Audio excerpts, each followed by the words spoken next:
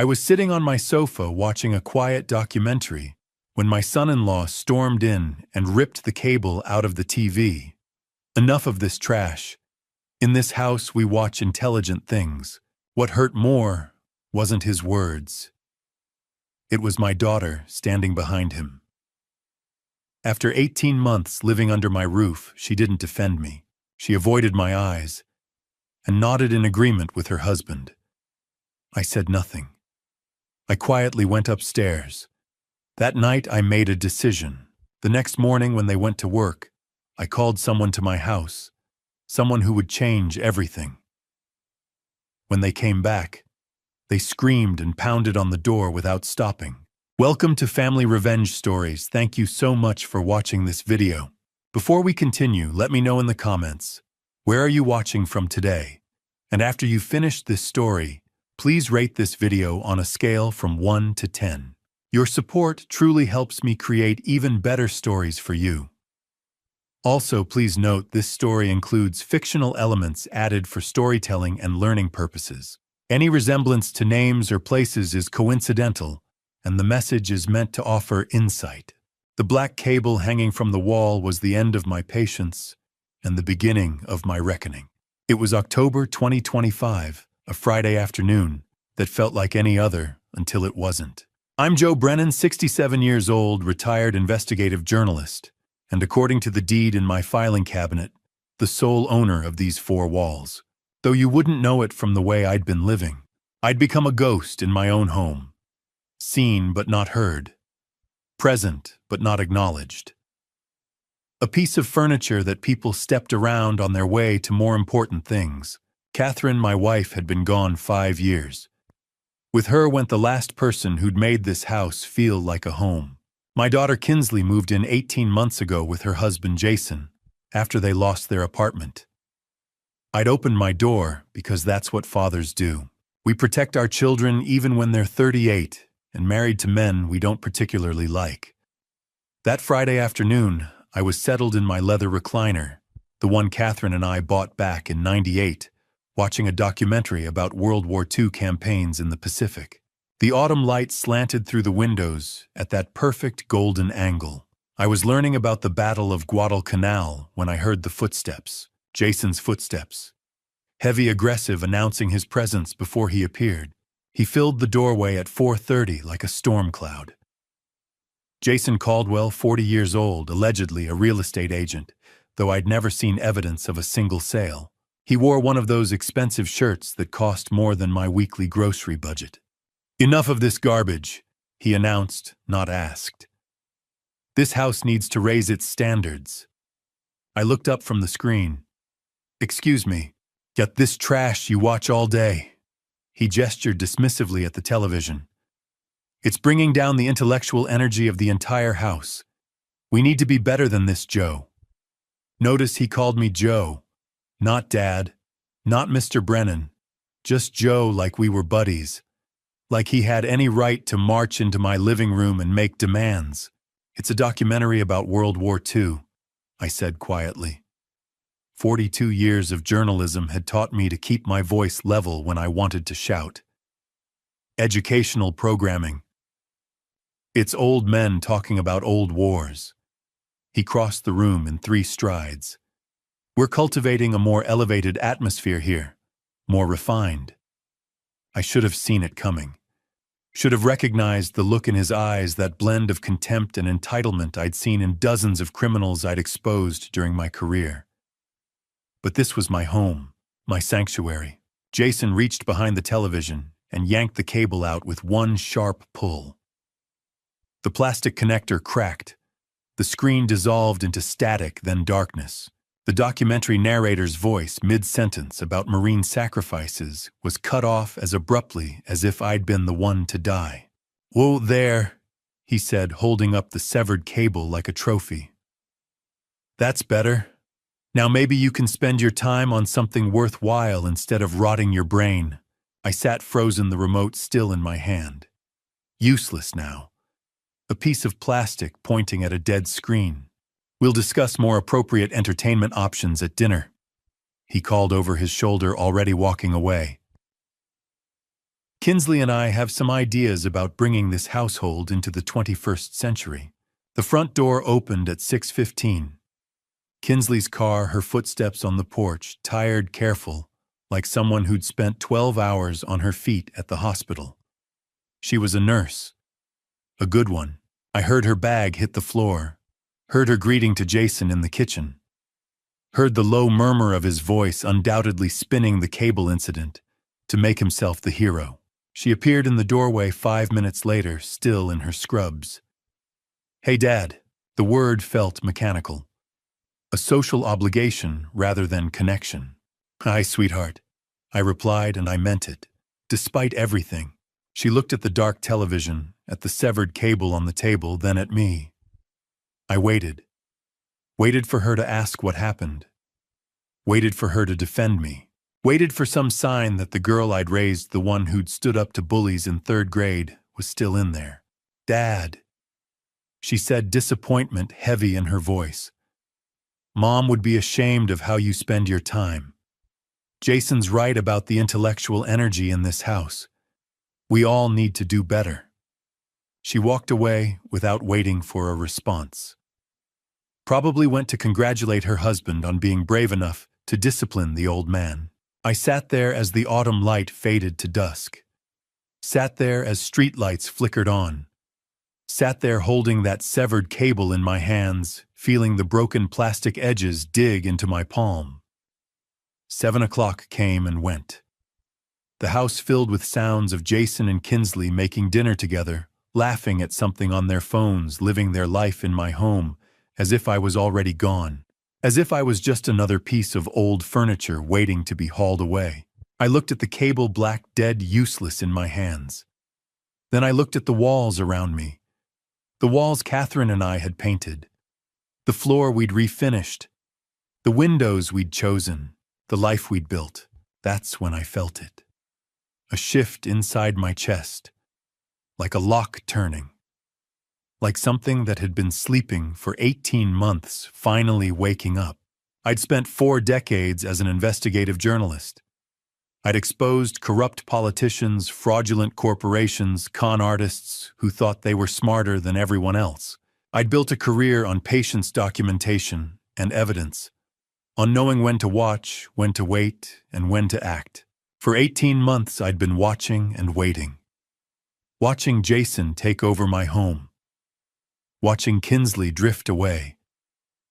Watching myself disappear one small humiliation at a time. The watching was over. I stood slowly, my knees protesting but holding. I walked to my bedroom, the one room they hadn't claimed, and pulled out a yellow legal pad from my desk drawer, the kind I'd used for every investigation I'd ever conducted. At the top of the page I wrote October 18th, 2025, the cable. Below it, I began listing everything I'd noticed, but been too tired, too sad, too passive to act on. The credit card bills with unfamiliar charges, the whispered phone calls, the way Jason's eyes calculated the value of everything in my house when he thought I wasn't looking. I didn't sleep that night. How could I? Every time I closed my eyes, I saw the cable falling, heard Kinsley's voice defending him. By 11 o'clock, I stopped pretending rest was possible. I lay, staring at the ceiling, listening to the house breathe and settle until a thought cut through the fog with brutal clarity: stop being a victim, start being a journalist. The shift felt physical, like flipping a switch that had been untouched for years. Maybe longer. Maybe since Catherine died, and grief softened me, made me passive grateful for scraps of attention from my daughter. Somewhere along the way, I'd traded self-respect for proximity. Tonight that ended. At 11:30, voices drifted through the wall. Jason and Kinsley's bedroom shared it with mine, an arrangement that felt more invasive each day. I couldn't hear words, only the low cadence of his voice and her occasional replies. They were planning something. Probably about me. Probably how to manage the old man now that lines had been drawn. Let them talk. While they planned, I'd move. At midnight, I decided. I slipped from bed, pulled on the flannel robe Catherine gave me our last Christmas, and moved into the hallway in socked feet. The house was dark, except for the thin bar of light beneath their door. I paused, listening. Silence. Either asleep or occupied in ways I refused to imagine. I moved like I hadn't in years, slow and deliberate, rediscovering instincts forged on stakeouts and late-night investigations. Weight balanced, floorboards memorized, patience overriding urgency. Funny how the body remembers. My old study now. Jason's office sat at the end of the hall. The door wasn't locked. Why would it be in Jason's world I was harmless? A pensioner who watched television and complained quietly. Someone you could sideline while absorbing his life. His home, his authority. I turned the handle at 1 a.m. The room no longer smelled like books and polish. It stank of cologne and energy drinks. My desk was buried under fast food wrappers and scattered papers, and there, faintly glowing in sleep mode, sat his laptop. I sat in my chair and touched the trackpad. The screen lit instantly. No password, no hesitation. I almost laughed. For 42 years, I'd been an investigative journalist. I'd exposed corruption, fraud, and men who mistook power for immunity. I'd done it with discipline and evidence. And here sat Jason Caldwell, convinced I was too broken to notice anything. How had I missed it? Grief. Loneliness. Fear of losing my daughter. I'd swallowed indignities to keep family close. I'd paid with my dignity. That debt came due tonight. I began with browser history, luxury brands, restaurants I couldn't afford, then email, everything logged in, banking apps, texts synced. The arrogance was staggering. I took out my phone and photographed everything methodically. My hands were steady. This wasn't anger. It was clarity. Muscle memory. At 2 a.m, I found the credit card statements. My credit card, the one I hadn't used in months. The one meant for emergencies buried in my wallet. According to these statements, I'd been living extravagantly. $900 dinners, $3,000 shopping sprees, spa charges labeled luxury wellness, electronics I'd never seen, a weekend resort bill I couldn't pronounce. The charges spanned 6 months. Statement after statement. Each signature close to mine but wrong. Close enough for a glance. Not close enough to fool a man who'd signed his name for 67 years. $47,000. In half a year, my son-in-law had stolen $47,000, and he'd documented it all. I photographed every page, every forged signature, every absurd charge. 43 images in total. 43 quiet clicks sealing his fate. At 2:20, my blood iced. A door opened, footsteps, Jason heading to the bathroom. I closed everything, returned the desktop exactly as I found it, eased the laptop into sleep mode. The footsteps approached. I pressed myself against the wall, heart hammering. The bathroom door shut. Water ran. I slipped into the hall and back to my room, moving fast but silent. Behind me, the bathroom door opened again. Jason padded past. I closed my door and sat on the bed. At 2:30, phone clenched, adrenaline finally catching up. I waited until I was certain he'd gone back to sleep. My hands shook now, but the evidence was safe. The fraud wasn't the worst thing on that laptop. I'd glimpsed emails with subject lines that turned my stomach. Those would wait. I'd risked enough. I scrolled through the photos once more. Clear, legible, damning. For decades, I'd chased truth. Tonight, the truth had come to me. I should have slept. The credit card evidence was enough. But at 2:30 in the morning, sitting on my bed with my phone, my thumb kept scrolling through the photographs. That's when I saw it. An email thread I'd captured almost by accident. Subject line, Re Joseph Brennan, long-term care options. My stomach dropped. I enlarged the image. The exchange was between Jason and someone named Susan Whitfield, senior living consultant at Sunrise Meadows Memory Care Facility. Memory care. They thought I needed memory care. The first email was dated August 15th, 3 months ago. Jason's message was brief. Hi Susan, thanks for taking my call yesterday. I'm looking into options for placing an elderly relative. He's becoming increasingly difficult to manage at home. What's the process for admission? Elderly relative. Difficult to manage. As if I was a problem to be solved rather than the man who owned the house he was living in. Susan's response came 3 days later, professional and sympathetic. We understand how challenging it can be when a family member shows signs of cognitive decline. Our facilities require documented evidence of such decline, as well as family consensus regarding professional care. We need medical assessments, proof of inability to maintain independent living, and either the patient's consent or legal power of attorney. I was 67 and sharper than I'd been at 40, but Jason was building a case that I was losing my mind. The September 10th email made my hands shake. Jason wrote, "The old man is stubborn but showing signs. Confusion about dates, repeating himself, occasional disorientation. My wife agrees he needs professional care. We're both concerned about his safety. What documentation would you need from us? Lies." Every word was lies. I'd never been confused or disoriented. This was pure fabrication to justify warehousing me while he sold my house, and he claimed Kinsley agreed. My daughter, who'd promised at her mother's funeral to always take care of me, had apparently signed off on having me declared incompetent, unless he was lying about that too. Susan's response outlined the roadmap physician's assessment, documenting cognitive decline power of attorney established, while the patient was still competent enough to sign. Then admission paperwork. Jason had been laying groundwork, probably shopping for a doctor willing to diagnose decline in a healthy man, drafting power of attorney documents for me to sign without reading carefully. The final email, dated September 28th, was the most damning. Jason wrote, "Attached is the brochure and preliminary application with his information. Once Joseph is placed in your care and power of attorney transfers, the house can be sold within 90 days.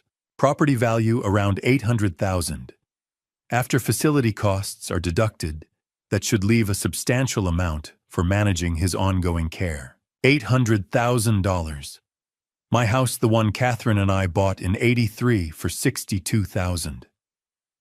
The house we'd painted together, where we'd raised Kinsley, where we'd built our life. To Jason, it was just an asset to liquidate, and I was just an obstacle to remove." I zoomed in on the attached PDF, an application form for Sunrise Meadows with my full name typed at the top, Joseph Robert Brennan. Date of birth, social security number, all filled in without my knowledge or consent. I looked at Catherine's photo on my nightstand, our 30th anniversary, a year before cancer. She was laughing, eyes bright. "Kate," I whispered, "I wish you were here. You always knew when I was being too soft, too trusting, but she was gone, and I was alone with this mess. I'd let grief and loneliness override my judgment.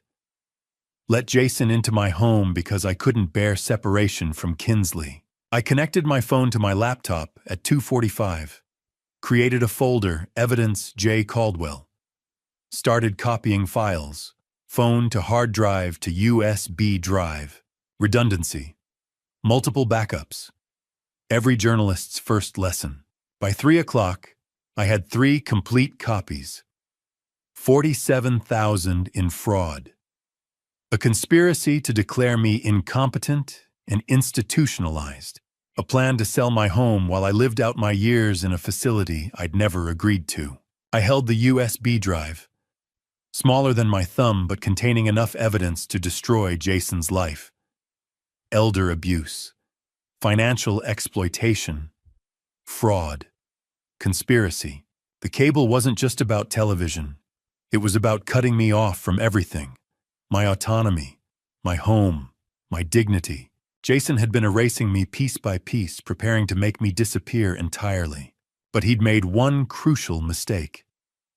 He'd looked at a 67-year-old widower and seen weakness. Someone to exploit and discard. He'd missed the part where that man had spent 42 years hunting down people exactly like him. People who thought they were smarter than everyone else, and people who thought they could get away with anything. I'd exposed corrupt politicians, fraudulent corporations, con artists. I'd built a career on patience, documentation, evidence.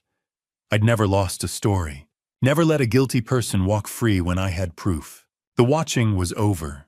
The evidence was gathered. Today, since it was technically Saturday morning, the real work would begin. I tucked the USB drive into my desk drawer, set my phone on the charger, and finally lay back down. This time, exhaustion pulled me under almost immediately. Not the fitful sleep of the past 18 months, but the deep rest of someone who knows exactly what battle they're fighting, and exactly how they're going to win. I woke at 5 in the morning without an alarm. 2 hours of sleep should have left me exhausted, but adrenaline is a hell of a drug. I lay there for maybe 30 seconds, staring at the ceiling, before the weight of what I'd discovered came rushing back. $47,000. A nursing home conspiracy. My own daughter potentially complicit. I got up. My desk was exactly where I'd left it. The USB drive sitting next to Catherine's wedding photo like a talisman. I pulled out a fresh legal pad, the old-fashioned kind, yellow paper and green lines, and uncapped a pen. Some things don't change. Even in the age of laptops and smartphones, I still thought better with pen and paper. At the top of the page, I wrote October 19th, 2025, Battle Plan. Below it, a list: locksmith, lawyer, bank, evidence organization, exit strategy. Each item represented a step toward reclaiming my life. Each one would require precision timing and the kind of strategic thinking I'd honed over 4 decades of investigative journalism. This wasn't just about gathering evidence anymore. This was about deployment, about knowing exactly when and how to use what I'd found. I stared at the list, particularly at lawyer. I needed someone I could trust absolutely. Someone who knew me well enough to believe this story without questioning my competence. Someone who wouldn't look at a 67-year-old man claiming his son-in-law was trying to institutionalize him and wonder if maybe the old guy really was losing it. There was only one name that made sense. At 5:30, I picked up my phone and dialed a number I'd known by heart for 40 years. Charles Norton answered on the 3rd ring, his voice rough with sleep. "This better be good. Do you know what time it is?" "Charles, it's Joe Brennan. I need your help." The irritation vanished from his voice immediately. Charles and I went back to 1985, when we'd both been younger and stupider working together to expose a city councilman taking kickbacks from construction companies. He'd been the legal expert who helped me navigate the complexities of proving corruption. I'd been the journalist who knew how to find the dirt and make it stick. We'd made a hell of a team. Joe, what's wrong? Are you okay? I'm fine, physically anyway. But I need a lawyer, Charles. It's about elder abuse. I paused, let the weight of it settle. And I'm the victim. Silence on the other end. Then, "You're serious. Completely serious. In my own home."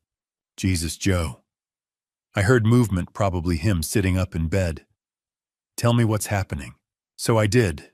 Kept it brief, hitting the main points. Jason and Kinsley living with me for 18 months. The cable incident yesterday. My overnight investigation. The credit card fraud, $47,000 over 6 months. The emails about putting me in memory care. The plan to sell my house. Charles listened without interrupting his breathing, the only sound that told me he was still there. When I finished, the silence stretched long enough that I thought the call might have dropped. "Quill, Charles, I'm here. I'm just..." He exhaled hard. "Joe, this is serious. Elder financial abuse, identity theft, conspiracy to commit fraud. If what you're telling me is accurate, if you have the documentation, Jason could face 5 to 10 years in prison." "I have the documentation. Photos of everything. Credit card statements, emails, the whole conspiracy laid out in his own words." "And your daughter Kinsley, what's her involvement?" That question hurt more than any of the others. I don't know. Jason claims she agrees I need professional care. Whether that's true or whether he's manipulating her too, I can't tell yet. Okay. Charles's voice shifted into professional mode, the tone I remembered from 30 years of working together. First thing, don't confront them. Not yet. We need to secure everything legally. Can you meet Monday morning, my office, 9 o'clock? I'll be there. Good. Between now and then, I need you to do a few things. Make copies of everything, multiple copies. Cloud storage, physical drives, whatever you can. Send me a set via encrypted email. And Joe, don't delete anything from his laptop. Don't move anything. We want to preserve the evidence chain. Already ahead of you on the copies. Cloud laptop, USB drive. I heard him smile through the phone. Still got those investigative instincts. Good. We're going to need them. After we hung up, I spent the next hour creating additional backups. Uploaded everything to my secure cloud storage. Made a second USB drive and put it in a different location. Sent Charles an encrypted file with the most damaging evidence. Every step was methodical, careful, exactly how I'd handled sensitive documents during my journalism career. By 7 o'clock, I had 6 complete copies of evidence stored in different locations. Redundancy squared. Even if Jason somehow discovered what I'd done and tried to destroy the originals, I'd still have everything I needed to bury him. I picked up the wedding photo from my desk. Catherine in her white dress, me in a rented tuxedo that didn't quite fit. 1982, a lifetime ago. She'd been 26, I'd been 39. People had said we were an odd match. Her so young and full of life, me already set in my serious journalist ways. But she'd understood me in ways no one else ever had.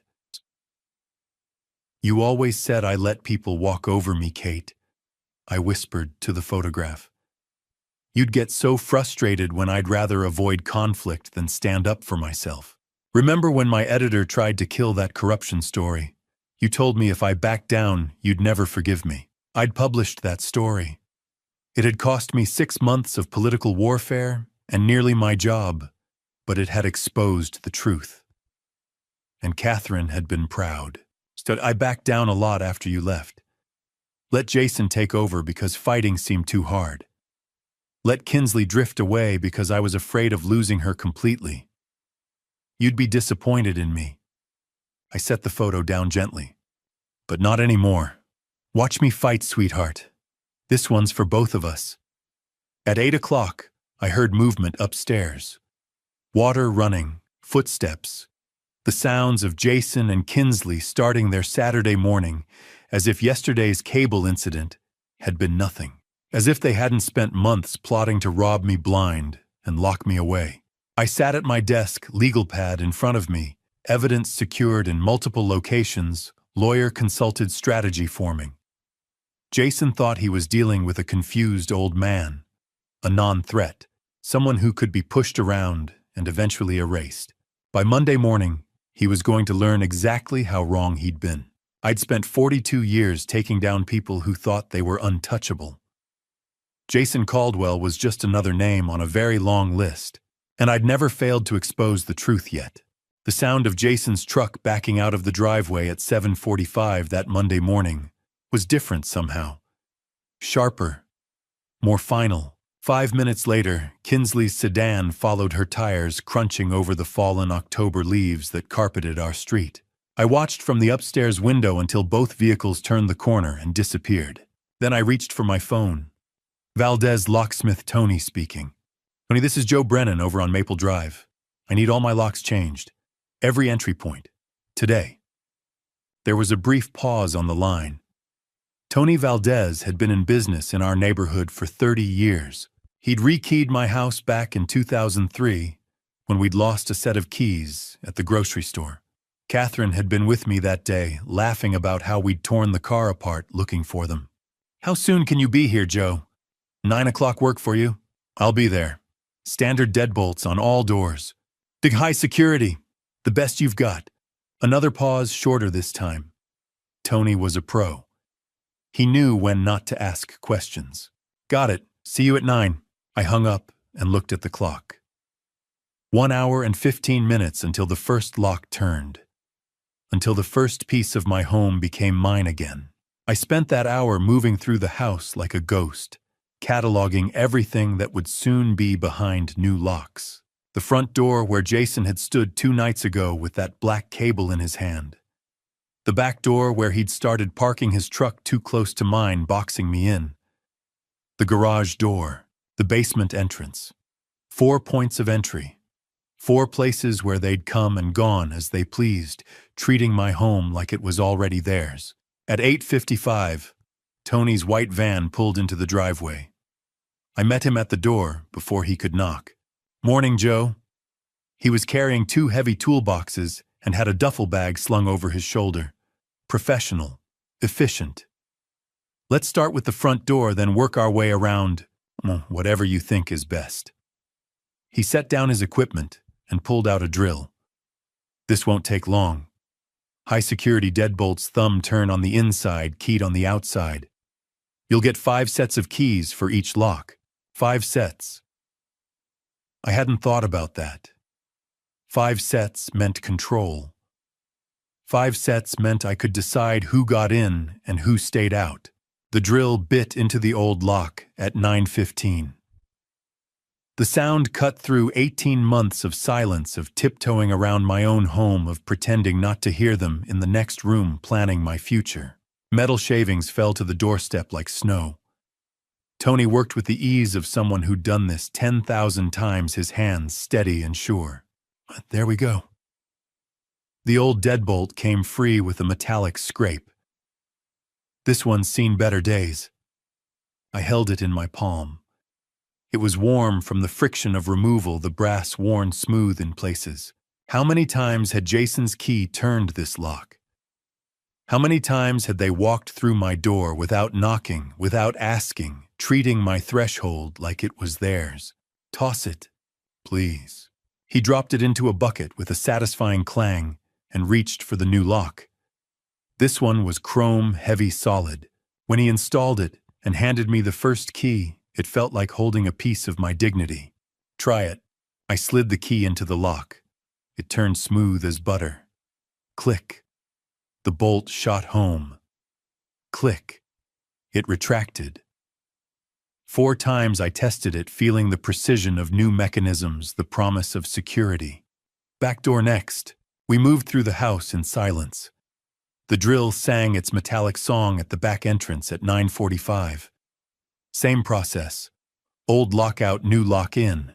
Tony worked with the kind of efficiency that comes from decades of experience, never wasting emotion. Garage at 10:15. Lead the way. By the time we reached the basement door at 10:45, I'd started to feel something I hadn't felt in 18 months. Not quite freedom yet. More like the possibility of freedom. Each new lock was a barrier, yes, but more than that, it was a choice. My choice. About who could enter my space and who couldn't. That's the last one. Tony wiped his hands on a rag and started gathering his tools. 4 high-security deadbolts, 20 keys total, 5 sets for each door. Keep them separated, maybe give a set to someone you trust. I thought immediately of Charles Norton.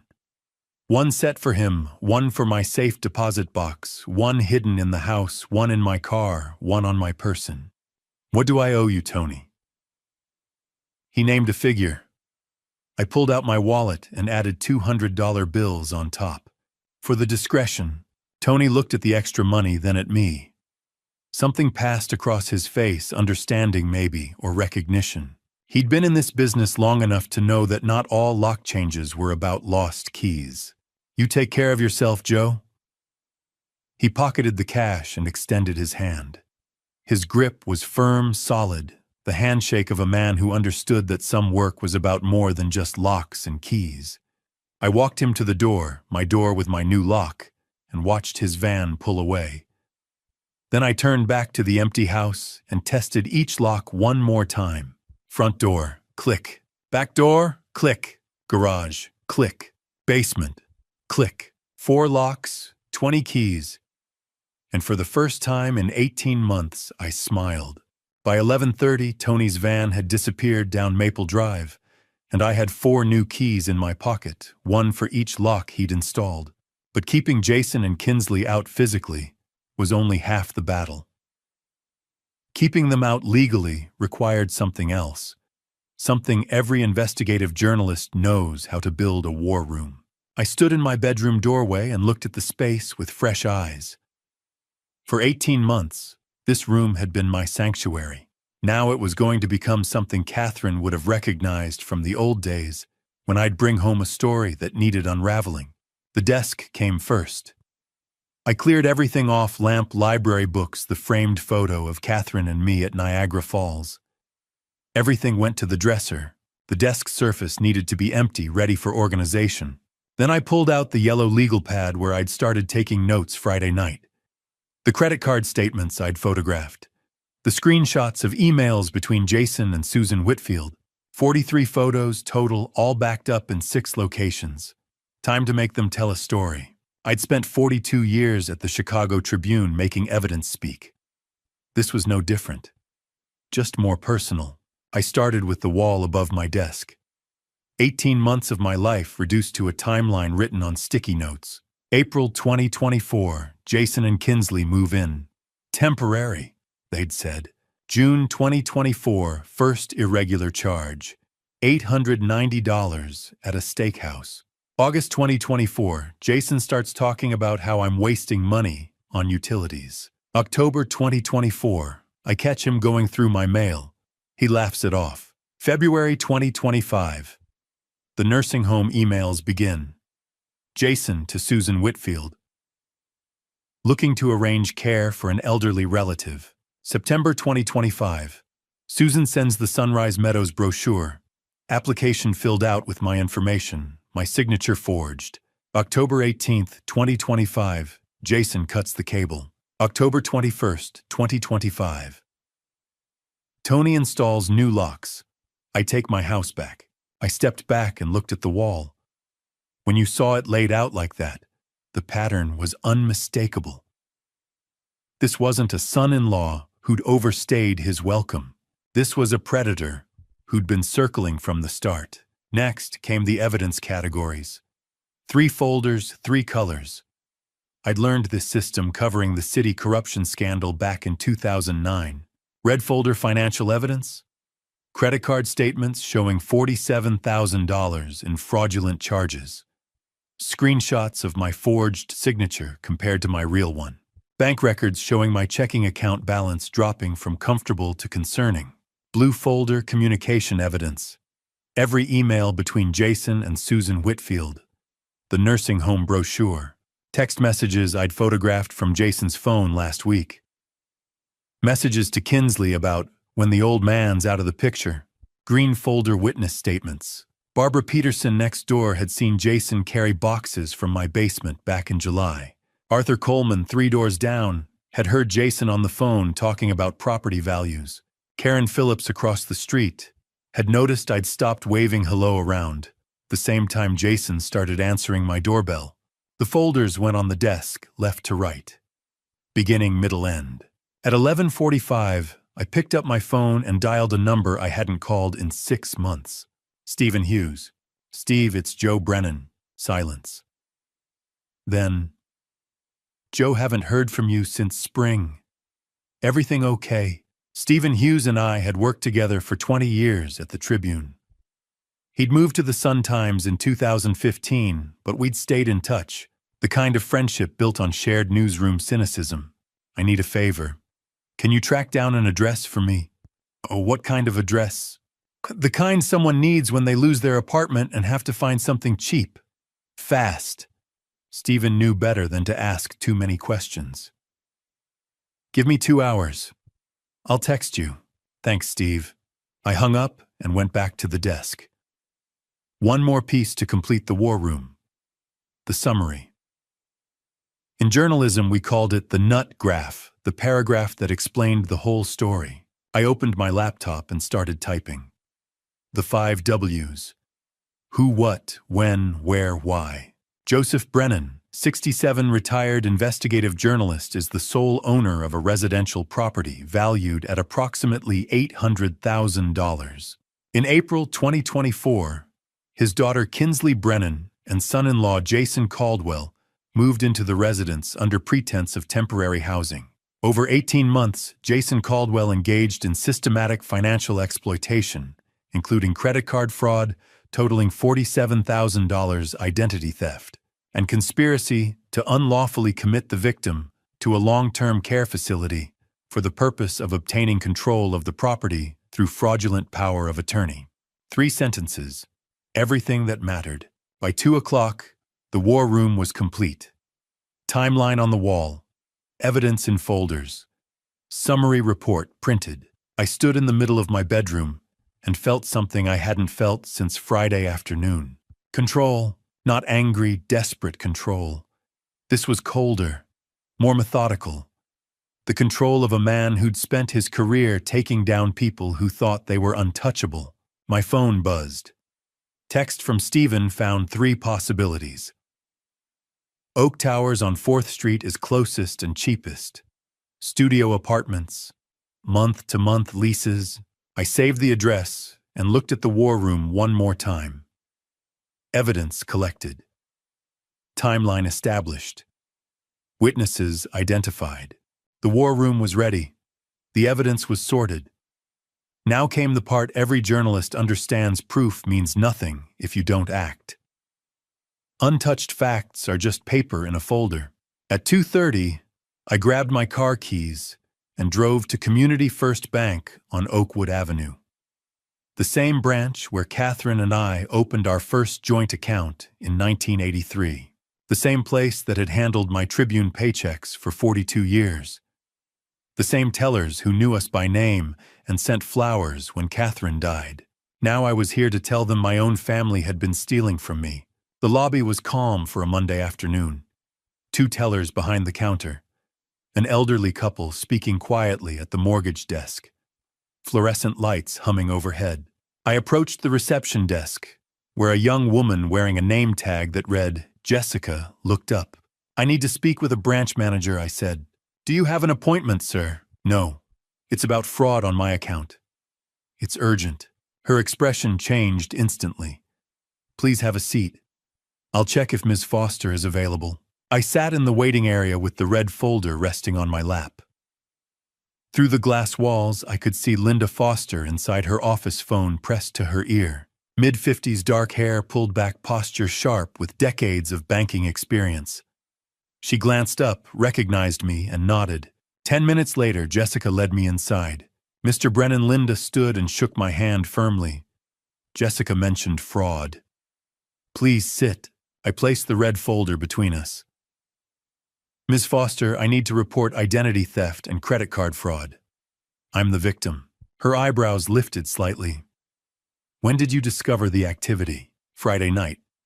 But it's been happening for 6 months." I opened the folder. Credit card statements with highlighted charges. Signature comparisons. Screenshots showing luxury purchases I never made. Linda leaned forward, scanning each page. When she reached the signature comparison, her mouth tightened. "Mr. Brennan," she said quietly, "this totals $47,000.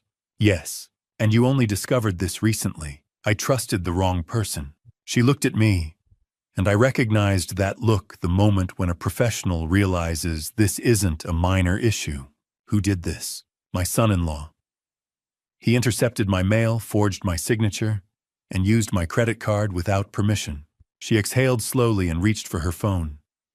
"This qualifies as elder financial abuse. It's a serious crime." "I know. I covered financial crimes for the Chicago Tribune." Something shifted in her expression. Recognition, maybe respect. She dialed an internal number. "This is Linda Foster, Oakwood branch. I need fraud services for identity theft and unauthorized use. Amount approximately $47,000 over 6 months." She listened. "Yes, I'll hold." While waiting, she pulled up my account history. I watched her scroll through transaction after transaction. steakhouses I'd never visited, boutiques I'd never entered, a luxury hotel stay while I'd been home watching documentaries.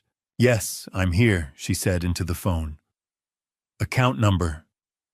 She read it aloud. "Freeze all cards immediately. Initiate disputes on all flagged charges. The customer is present with documentation." "Understood." She ended the call and faced me. "Your card is frozen as of now. No purchases can be made. We're also placing enhanced fraud protection on your account.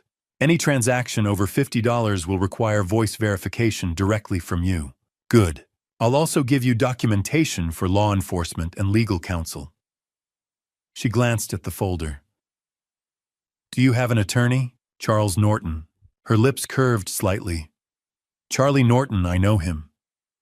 "You're in good hands." She spent the next 20 minutes generating reports, completing affidavits, and creating a formal trail. Each time I signed my name, my real signature, I felt a measure of control return. "Mr. Brennan," she said carefully, "does your daughter know what her husband has been doing?" The question hit harder than any number on those statements. "I don't know," I said, "but I'm going to find out." She organized the paperwork and handed me a final folder. "This confirms the fraud report, case number, disputed amount, date filed. Keep copies." "I always do." She smiled faintly.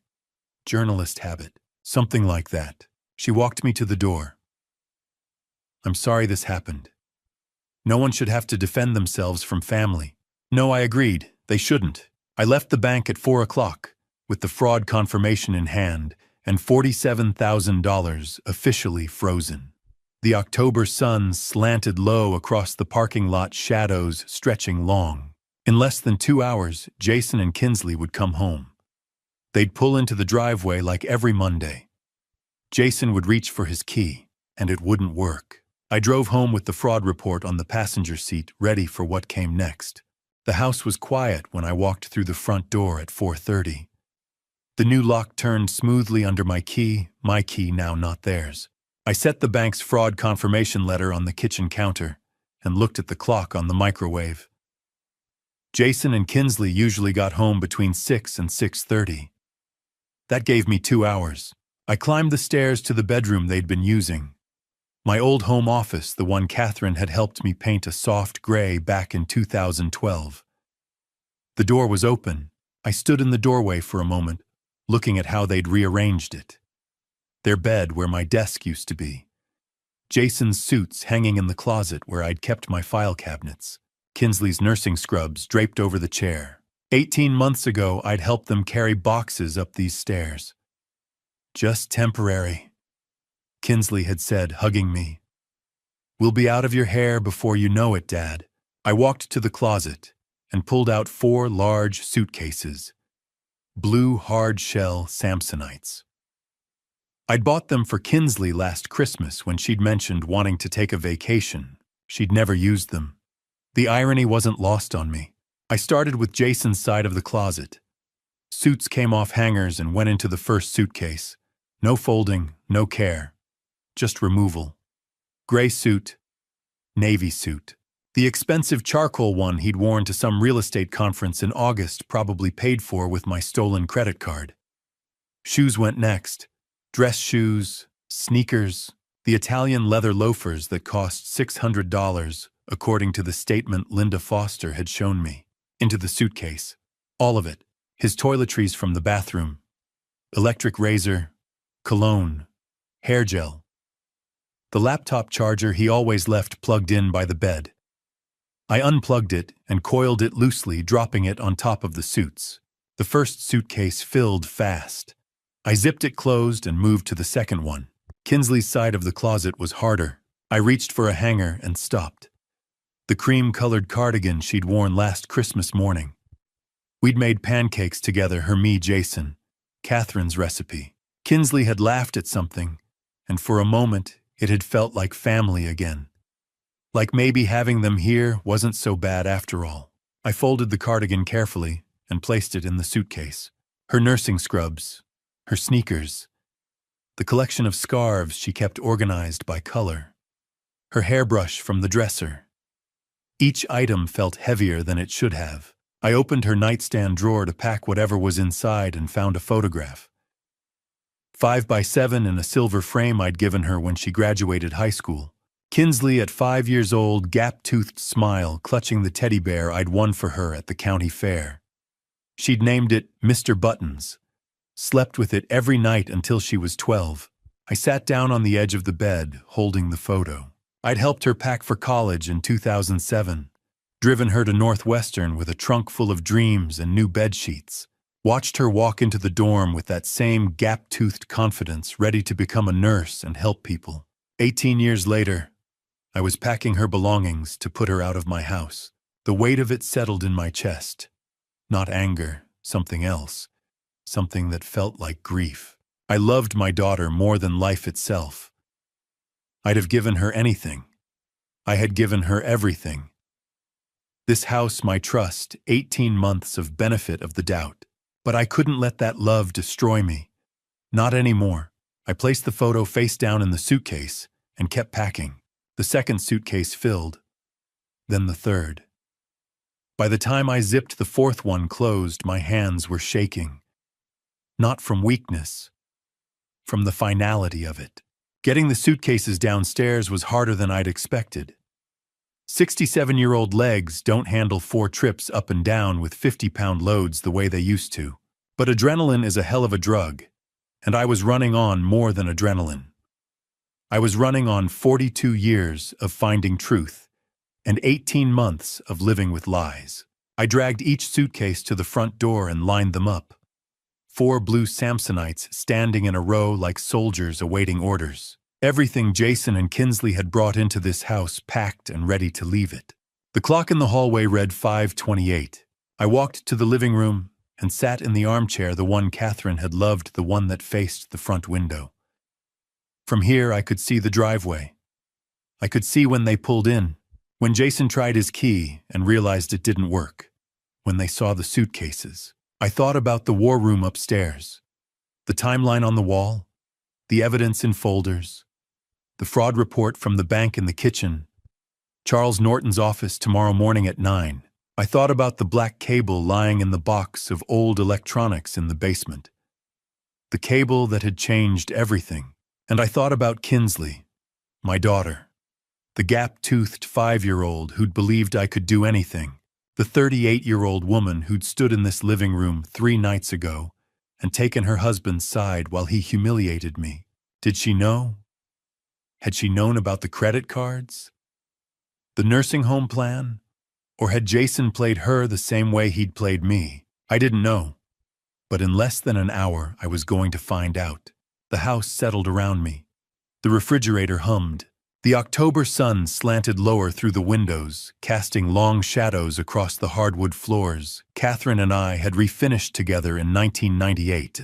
I sat in the armchair and watched the driveway, and I waited. The wait ended at exactly 6:07. I heard Jason's truck first, that aggressive rumble he thought made him sound successful. Then Kinsley's sedan, quieter, pulling in right behind. I didn't move from the armchair. I just listened. Car doors. 2 of them. One slam, one soft close.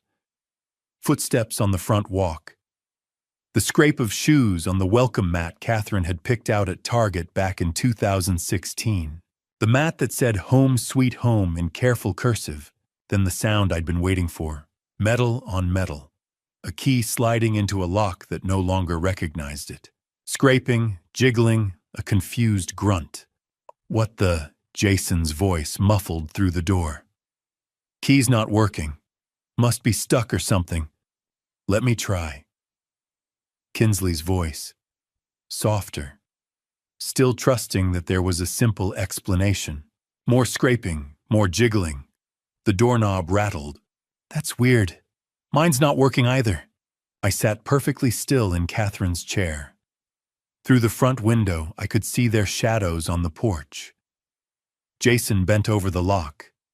Kinsley standing behind him, her purse still on her shoulder. This doesn't make any sense. Jason's voice had changed. Sharper now. Suspicion creeping in. Joe, you in there? I didn't answer, The doorknob shook harder, metal grinding against metal.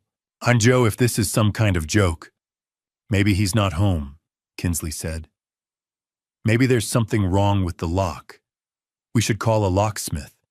"His car's in the driveway, Kins. He's home." Through the window, I watched Jason straighten up. Watched him look at Kinsley. Watched the moment when confusion started turning into something else. "Come on." His shadow moved away from the door. "Back entrance." I listened to their footsteps circle the house. Listened to them disappear around the corner. At 6:12, I heard them at the back door. The same sounds: key, lock, failure, frustration. At 6:15, the garage door. Jason's voice carried through the walls. "What the hell is going on?" At 6:18, I heard them at the basement window. The one that stuck in humid weather. The one Jason had jimmied open last summer when I'd locked myself out working in the garden. It didn't open now. Tony Valdez had been thorough. The footsteps came back around to the front. Faster this time. Heavier. Then the pounding started. "Shtukyu." Jason's fist hit the door 3 times. Hard enough to rattle the frame. "I know you're in there, open the door." I stayed seated, kept my breathing steady, kept my eyes on the window where I could see him red-faced. Now Ty loosened one hand, braced against the door frame, while the other hammered. "Jason." Kinsley's voice was worried now. Actually worried. Jason calmed down. "Maybe something's wrong. Maybe Dad's hurt, or something's wrong, all right." Another 3 pounds on the door. "That old bastard changed the locks." Silence. I watched Kinsley's shadow go still. "What?" "The locks, Kinsley. He changed the goddamn locks. That's why our keys don't work." "But why would he do that? How the hell should I know?" "Maybe he's finally lost it. Maybe we need to call someone. Have him evaluated." "Joe." More pounding. The door shook in its frame. "Open this door right now!" Across the street, I saw movement in Barbara Peterson's window. The curtain pulled aside just an inch. Barb's face pale in the evening light, watching. Good. Witnesses mattered. "You can't just lock us out." Jason was shouting now. Full volume. The kind of shouting that carried down suburban streets on quiet October evenings. "This is my house too, I live here." "Jason, please." Kinsley's voice was small, scared. Not of me, I realized. Of him. Of whatever was happening that she didn't understand yet. "Open the goddamn door." The pounding intensified. Both fists now. The kind of noise that would have the neighbors calling the police if I let it go on much longer. I looked at the clock on the mantel. 6:19. 12 minutes since they'd arrived. 12 minutes of escalation. Of Jason revealing exactly who he was when things didn't go his way. I stood up slowly. My knees protested too much time, sitting, too much adrenaline wearing off. I walked past the 4 blue suitcases lined up like soldiers, past the kitchen where the fraud report still sat on the counter, into the front hallway where the pounding was loud enough to hurt my ears. Through the peephole I could see Jason, face red, veins in his neck standing out, fist raised for another round of hammering. Behind him, Kinsley, hands pressed to her mouth, eyes wide. My daughter, 38 years old, and looking like she had at 5, scared, confused, needing someone to explain what was happening. I unlocked the deadbolt, the new one. The one that had cost me $240 and Tony Valdez's discretion. Then I opened the door. I opened the door exactly 6 inches. Just enough for them to see my face, not enough to step inside. The security chain stretched tight between us, a visible boundary they had crossed and could not undo. Jason's eyes dropped to the chain, then snapped back to me. Shock flickered into confusion, then hardened into rage. "Can I help you?" My voice was calm, steady. The voice I used in interview rooms when I needed someone to talk themselves into the truth. "Help us." Jason's face flushed red. What did you do to the locks? What the hell is wrong with you? This is my house. Actually, Jason, you may want to check the deed. This is my house, my name. Mortgage paid off in 2008. You were a guest. Past tense. Dad, Kinsley's voice cracked. Dad, what's going on? Why can't we get in? I looked at my daughter through that narrow opening. Her mascara was slightly smudged, her eyes tired and frightened. She looked 38 years old and suddenly very young, because I said. I know about the credit card, $47,000 stolen from me. I know about the nursing home plan. I know everything. The words settled heavily between us. Jason shoved the door. The chain held. You're insane, he shouted. You're senile. You don't know what you're talking about. I reached behind me and picked up the credit card statement I'd printed at the bank. I held it to the gap. Forged signature. The fraud department confirmed it. Would you like to see the report? Kinsley, Jason said quickly, softening his tone. Don't listen to him. He's confused. He's old. He's connecting things that aren't real. I was a journalist for 42 years, I said. I know how to document evidence. I know how to build a case. I raised the printed emails. I have your correspondence with Sunrise Meadows, applications with my information already filled in, a timeline for selling my house once you had me committed. Kinsley's face drained of color. She turned slowly toward her husband. Dad? Her voice trembled. Is this true? Of course it's not. Jason snapped, gripping her arm. Not violently, not yet, but possessively. He's paranoid. This is exactly why we were trying to get him help. Then explain this, I said, sliding one email through the gap. It fluttered onto the porch. Kinsley picked it up. Her eyes moved across the page. Her breathing changed. Jason, she said quietly, this is your email. This is real. Kinsley, let me explain. You were going to put my father in a nursing home. Her voice rose. You were going to sell his house without telling me. It wasn't like that. Then what was it like? Jason turned back to me. The mask cracked completely. This is your fault, he hissed. You're stubborn. You can't live alone. You need care. We were trying to help you by stealing $47,000. That money was going to be ours anyway. When you died, when the house sold, we were just speeding things up. Silence fell. Kinsley stared at him. What did you just say? Jason froze. He knew what he'd done. The truth was out raw and irreversible. You don't understand, he said desperately.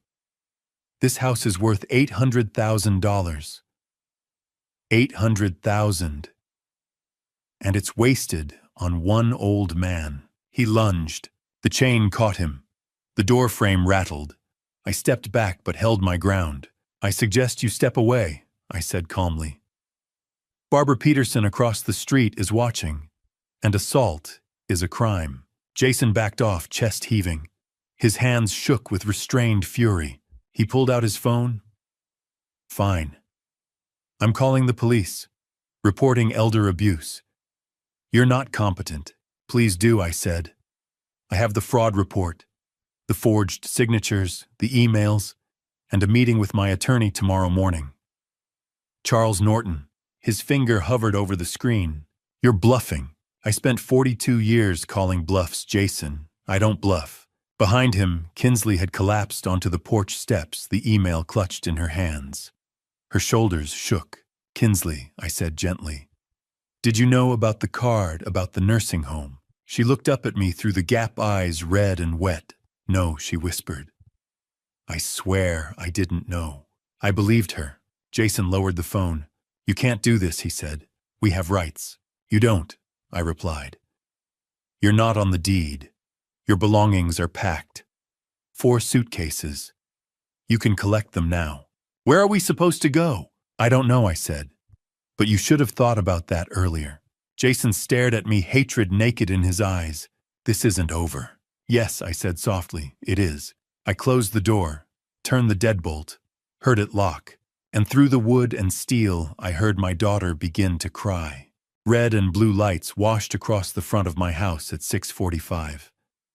Two police cruisers pulling up to the curb with that deliberate slowness that says we're here, everyone pay attention.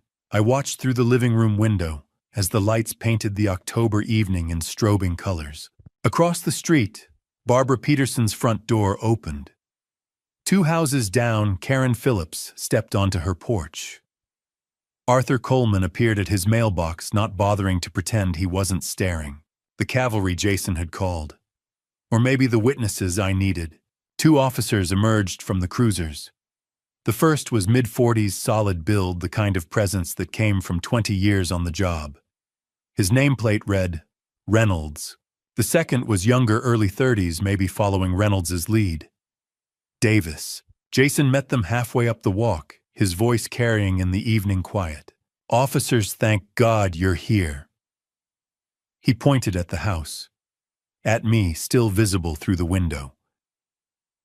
My father-in-law, he's having some kind of episode. He's locked us out of the house. Our own home. He's acting completely erratic. We're worried for his safety.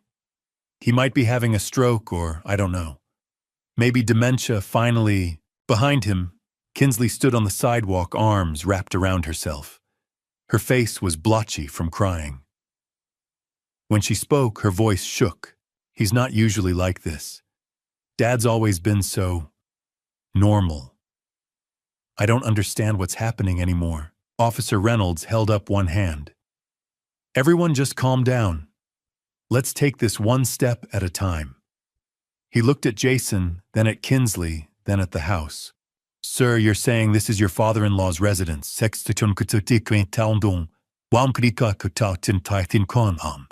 Yes, but we've been living here for 18 months. We're family. We have rights. And is he the homeowner, legal owner? Jason hesitated. Just a fraction of a second. Well, yes, technically, but then let's start there. Reynolds walked up to the front door, knocked, professional, firm. Sir, police, can you come to the door, please? I was already there, standing behind the door I'd closed 15 minutes ago. I opened it, the same 6 inches chain still engaged. Officer Reynolds, yes, sir. Are you the homeowner? I am. Joseph Brennan, sole owner. Paid off the mortgage in 2008. Reynolds nodded slowly.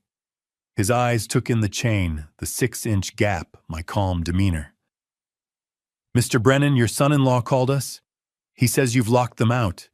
He's concerned about your mental state. Officer, I'm a retired investigative journalist. I worked for the Chicago Tribune for 42 years. My mental state is fine. What's not fine is the $47,000 they stole from me. I paused. Could I show you something inside just you? Reynolds glanced back at Jason and Kinsley, then at his partner. Mr. Caldwell, Mrs. Brennan, please wait here with Officer Davis. I'm going inside to speak with Mr. Brennan. But you can't just... Jason started. Sir, this is his property. If he invites me in, I'm going in. Please wait here. I unhooked the chain and opened the door. Reynolds stepped through. I closed it behind him, leaving Jason's protests muffled on the other side. In the living room, I'd already set up everything on the coffee table. Like a journalist presenting a story. Like a man who'd spent 4 decades building cases. Officer, this is the property deed. My name only. This is my paid-off mortgage statement from 2008. I laid them out. These are credit card statements showing $47,000 in fraudulent charges over the past 6 months. These are signature comparisons, mine versus the forgeries. These are emails between my son-in-law and a nursing home consultant planning to have me committed so they could sell my house. Reynolds pulled out a small flashlight and examined each document. Took his time. 5 full minutes of careful review. Finally, he looked up. Mr. Brennan, what you're describing is elder financial abuse. identity theft, potentially conspiracy to commit fraud. You have every right to refuse them entry to your home. In fact, given this evidence, I'd advise it. I just want my house back, officer, and I want them held accountable. I'll need to file a report. You should contact an attorney. He paused, noticing Charles Norton's business card on the table. I see you already have. That's good. That's very good. He made notes in a small pad, photographed several of the documents with his phone camera. When he was satisfied, he stood. Mr. Brennan, you're the victim here, not them. Don't let anyone tell you different. We walked back to the front door together. When Reynolds opened it and stepped out, Officer Davis was standing with Jason and Kinsley exactly where they'd been left. Neighbors still watching from porches and doorways. The blue and red lights still painting everything in alternating colors. Reynolds walked down the porch steps and faced them. Mr. Caldwell, Mrs. Brennan, I've reviewed the situation. This property belongs to Joseph Brennan. He has provided documentation of financial crimes committed against him. You are not legal residents of this property. You need to leave. Now. Jason's face went red. This is absolutely insane. We live here. That old man is making things up. He's confused. Sir, I've seen the documents, bank statements, forged signatures, email correspondence about nursing home placement without his knowledge or consent. If you don't leave this property voluntarily in the next 5 minutes, I will arrest you for unlawful trespass and potentially for the crimes Mr. Brennan has documented. You can't be serious. I'm very serious, Mr. Caldwell. Officer Davis cleared his throat. Officers, there are 4 suitcases by the front door. Looks like Mr. Brennan has already packed their belongings. Reynolds glanced at me. I nodded. But then I suggest you collect them and leave. Now. The humiliation of it must have been excruciating. Jason Caldwell, who'd walked these streets for 18 months like he owned them now. Forced to carry suitcases to his truck under the eyes of Barbara Peterson, Karen Phillips, Arthur Coleman, and half the block. He grabbed 2 suitcases. Didn't look at me, didn't look at the neighbors, just stormed to his truck with that aggressive stride that didn't quite hide the rage shaking his shoulders. Kinsley stood frozen on the sidewalk staring at the other 2 suitcases. Then she looked up at me, still standing in the doorway. Dad, 1 word. That's all she said. 1 word that contained 18 months of history and 38 years of being my daughter and the weight of realizing she'd chosen the wrong side. I didn't respond. Couldn't. The words were tangled somewhere between my heart and my throat, trapped by everything I wanted to say and everything I couldn't. She picked up the other 2 suitcases, walked to Jason's truck, loaded them in the back without looking at him either. They got in. Engine started. Jason backed out of the driveway, my driveway, for the last time. The truck rolled down Maple Drive, taillights getting smaller, turning the corner, disappearing. Officer Reynolds approached me where I still stood in the doorway. Mr. Brennan, you did the right thing. I know it doesn't feel like it right now, but you protected yourself. That matters. Yeah, thank you, officer. File that report with your attorney. Prosecute if you can. People like that, they don't stop until someone makes them. He handed me a card with his report number on it. Then he and Officer Davis got back in their cruisers and drove away, taking the blue and red lights with them. The street went dark again. Normal suburban October evening dark. Slowly, the neighbors went back inside. Barb Peterson last lingering on her porch, catching my eye. She nodded once. Just once. Then she went in too. I stood in my doorway, my house, my lock, my key, and looked at the empty driveway. 7:15 on a Monday night. 18 months of invasion ended in 30 minutes. I went inside and closed the door. By 8 o'clock, the street had gone quiet again. The neighbors had retreated indoors, though I was certain phones were ringing behind drawn curtains, voices replaying what they'd just witnessed. The police cruisers were gone. The red and blue lights had faded into memory, and I was alone, truly alone for the first time in 18 months. I closed the door, my lock, my house, and leaned back against it. I stood there with my eyes closed, drawing in a slow, careful breath, the kind I hadn't been able to take since April of 2024. The silence felt different. Not the tense silence of watching my words, wondering if Jason would be in one of his moods, or if Kinsley would give me that look that said, "Let it go, Dad." This silence had weight, but it didn't crush me. It belonged to me. I walked through the house slowly. The living room first. The armchair where I'd sat earlier waiting for them to come home. The coffee table where I'd laid out evidence for Officer Reynolds less than an hour ago. Everything was still. Everything intact. The kitchen came next. Jason's coffee mug sat in the sink, the expensive ceramic one with a smug quote about success. I washed it, dried it, and put it in the cabinet. Tomorrow I'd donate it. Tonight I just needed it gone. His shoes waited by the back door. Size 11 Nikes, barely worn. I picked them up, slid them into a plastic bag, and set them aside. His jacket hung over a dining chair. Navy blue. Real estate logo stitched over the chest. I folded it and added it to the pile. Each item I cleared felt like reclaiming territory. Like planting a flag on ground that had been occupied too long. This space is mine again. At 8:30, I opened the refrigerator and really looked inside. For months, I'd eaten whatever was quickest, whatever caused the least friction. Tonight, I pulled out pasta butter garlic. Simple. The kind of meal Catherine used to make when neither of us felt like fussing. I boiled water, minced garlic, melted butter in a pan. The smell filled the kitchen, warm and familiar, and for the first time since they'd moved in, the house smelled like my cooking. I sat at the dining table instead of standing at the counter. No television, no conversation. Just the sound of my fork against the plate and the steady hum of the refrigerator. Peaceful, that was the word. But peace invites memory. I thought about Kinsley, about the way she'd looked at me on the sidewalk when she said, "Dad." One word carrying 18 months of confusion and 38 years of being my daughter.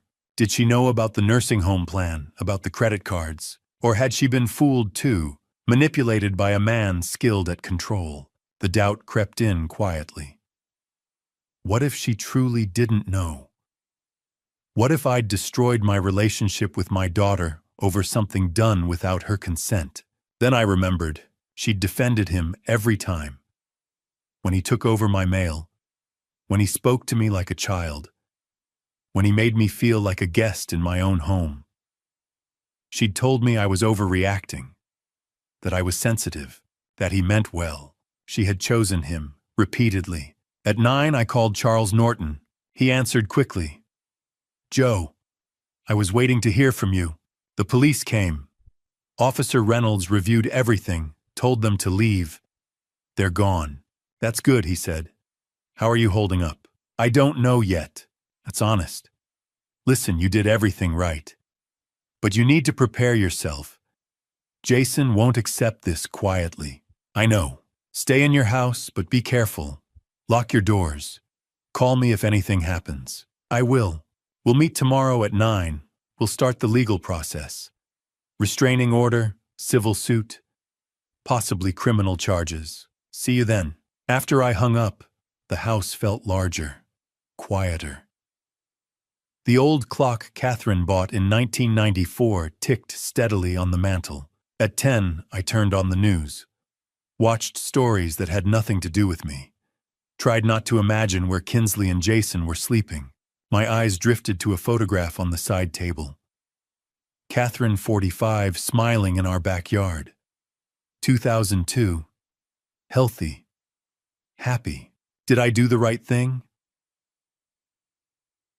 I asked the empty room. Did I choose survival over our daughter's happiness? The photo didn't answer. Memory did. Catherine in the hospital, October 2020. Frail but sharp-eyed. She'd squeezed my hand and made me promise. "Take care of Kinsley," she whispered. "I will." "But Joe," she'd said, tightening her grip. Promise you'll take care of yourself too. Don't let anyone make you small, I'd promised. 3 days later, she was gone. 5 years later, I'd finally kept both promises. At 11, I went upstairs. Brushed my teeth in a bathroom free of Jason's cologne. Slid into my bed, and pulled the covers close.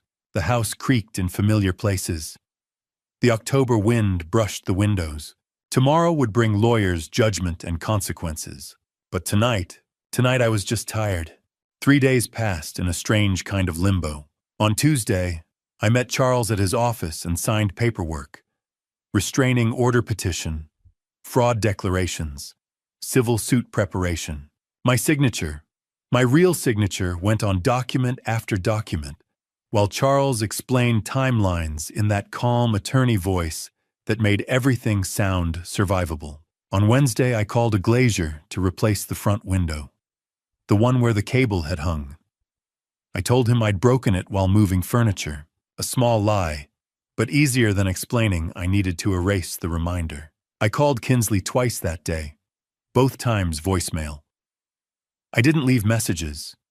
I had no words that wouldn't sound like accusations or apologies for surviving. By Thursday morning, worry had teeth. It gnawed through breakfast, through my second cup of coffee, through the news I wasn't really watching. So I did what I'd done for 42 years. I investigated. At 9, I called Stephen Hughes. Joe was hoping you'd call. I got what you asked for. That was fast. Old habits. Papers rustled. There's a place called Oak Towers on the east side. Studios, weekly rent, no questions.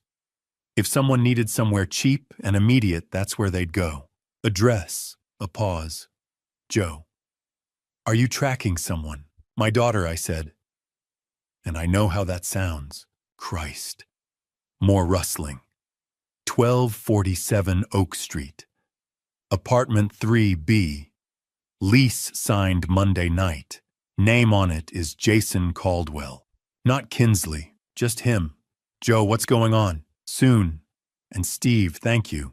Be careful. I hung up and stared at the address on my yellow pad. My daughter was living somewhere that rented by the week. By 2, I was parked across from Oak Towers.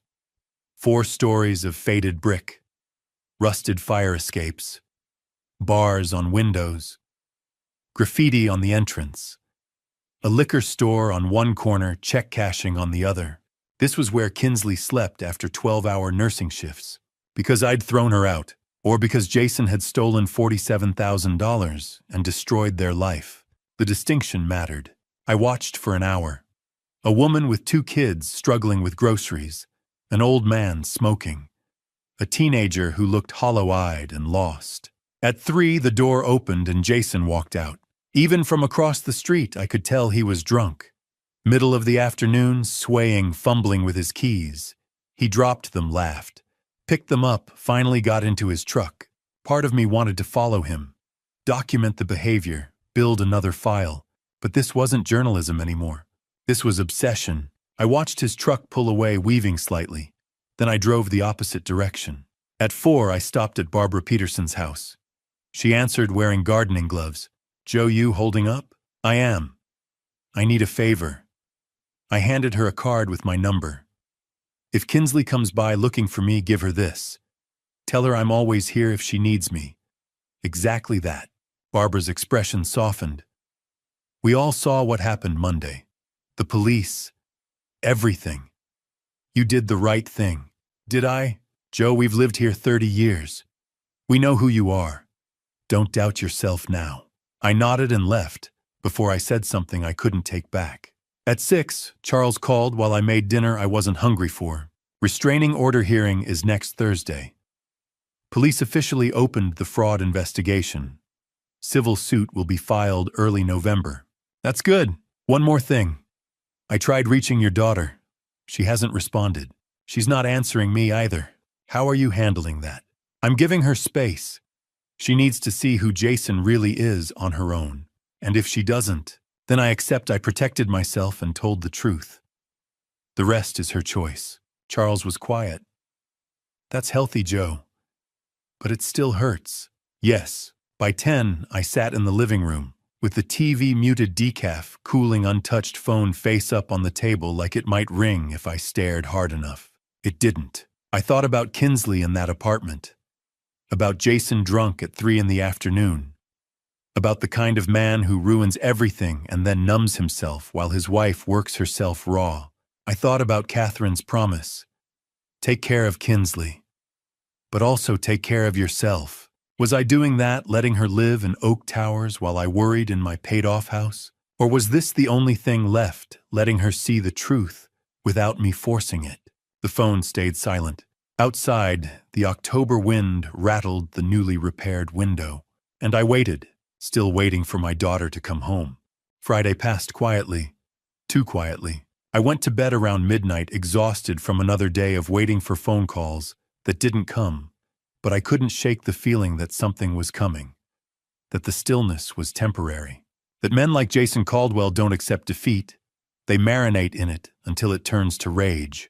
At 2:14 in the morning, I learned I was right. Quick note. What follows contains some fictionalized elements added for educational purposes, but the lessons I'm sharing remain meaningful. The sound of breaking glass tore through my sleep like an alarm I couldn't turn off. Not a crack, not a tap.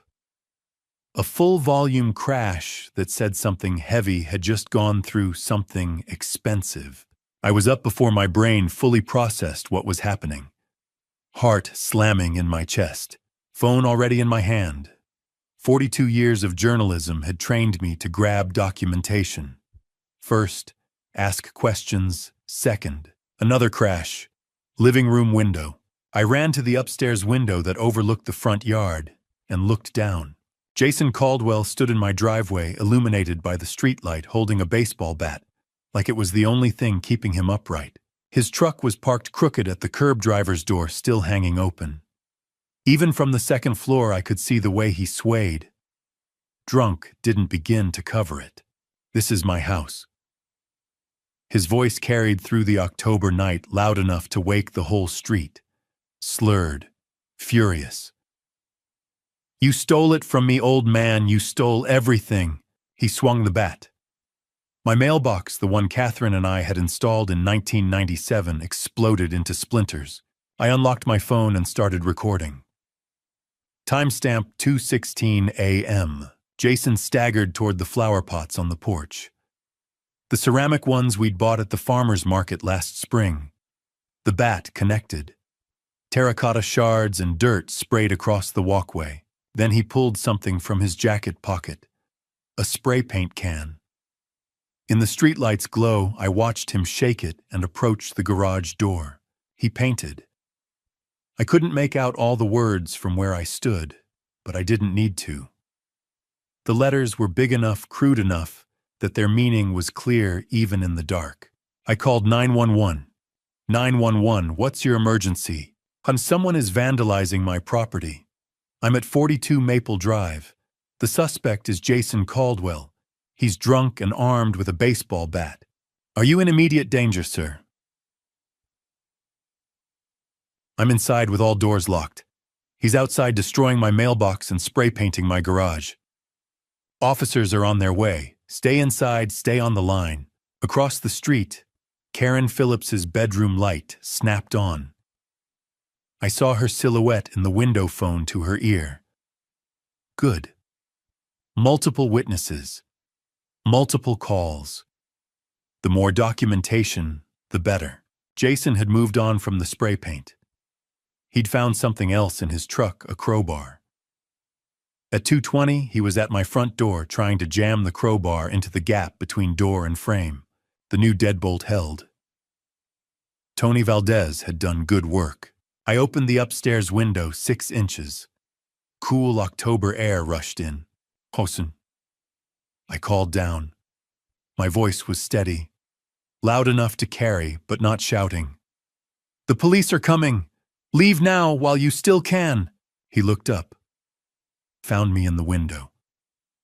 His face was red, sweating, despite the cold, twisted into something ugly. You ruined my life. He pointed the crowbar at me like a weapon. I'll ruin yours, you hear me, old man? I'll make you pay for this. Sirens. Faint, but getting closer. Jason heard them too. The fury on his face shifted to panic. He dropped the crowbar and stumbled toward his truck, but he was too drunk to run in a straight line. His foot caught on the curb. He went down hard, hands out to break the fall, and by the time he scrambled back up, red and blue lights were washing across the street. 2:26 a.m. 2 police cruisers coming in fast. Officer Reynolds and Officer Davis.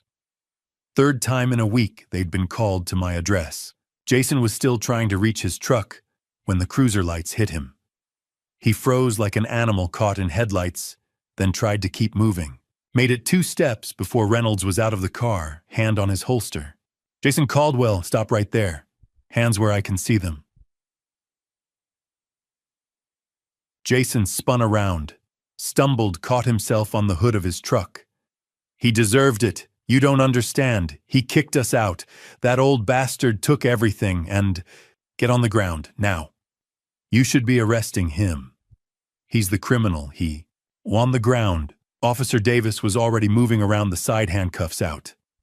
Jason saw him coming and tried to bolt. Made it 3 feet before his legs gave out, and he went down again this time, not getting back up fast enough. Davis was on him, hands behind his back, metal clicking around wrists. You'll regret this. Jason was still yelling, face pressed against my driveway, spit flying. You hear me, old man, you'll regret this. Reynolds approached the porch where I'd come outside, phone still in hand, video still recording. Mr. Brennan, I'm sorry you're dealing with this. He looked past me at the broken window, the destroyed mailbox, the spray-painted garage door. We need to photograph the damage for the report. I have video. I held up my phone. Started recording at 2:16, got everything. Reynolds nodded slowly. That'll help. This is vandalism, criminal trespassing, public intoxication, and disturbing the peace. Given the restraining order petition you already have filed, this is going to add significant weight to your case. He'll be held for at least 48 hours, probably longer. Behind him, Davis was hauling Jason to his feet and walking him to the cruiser. Jason's legs barely worked. His face was scratched from the fall, and his shirt was torn.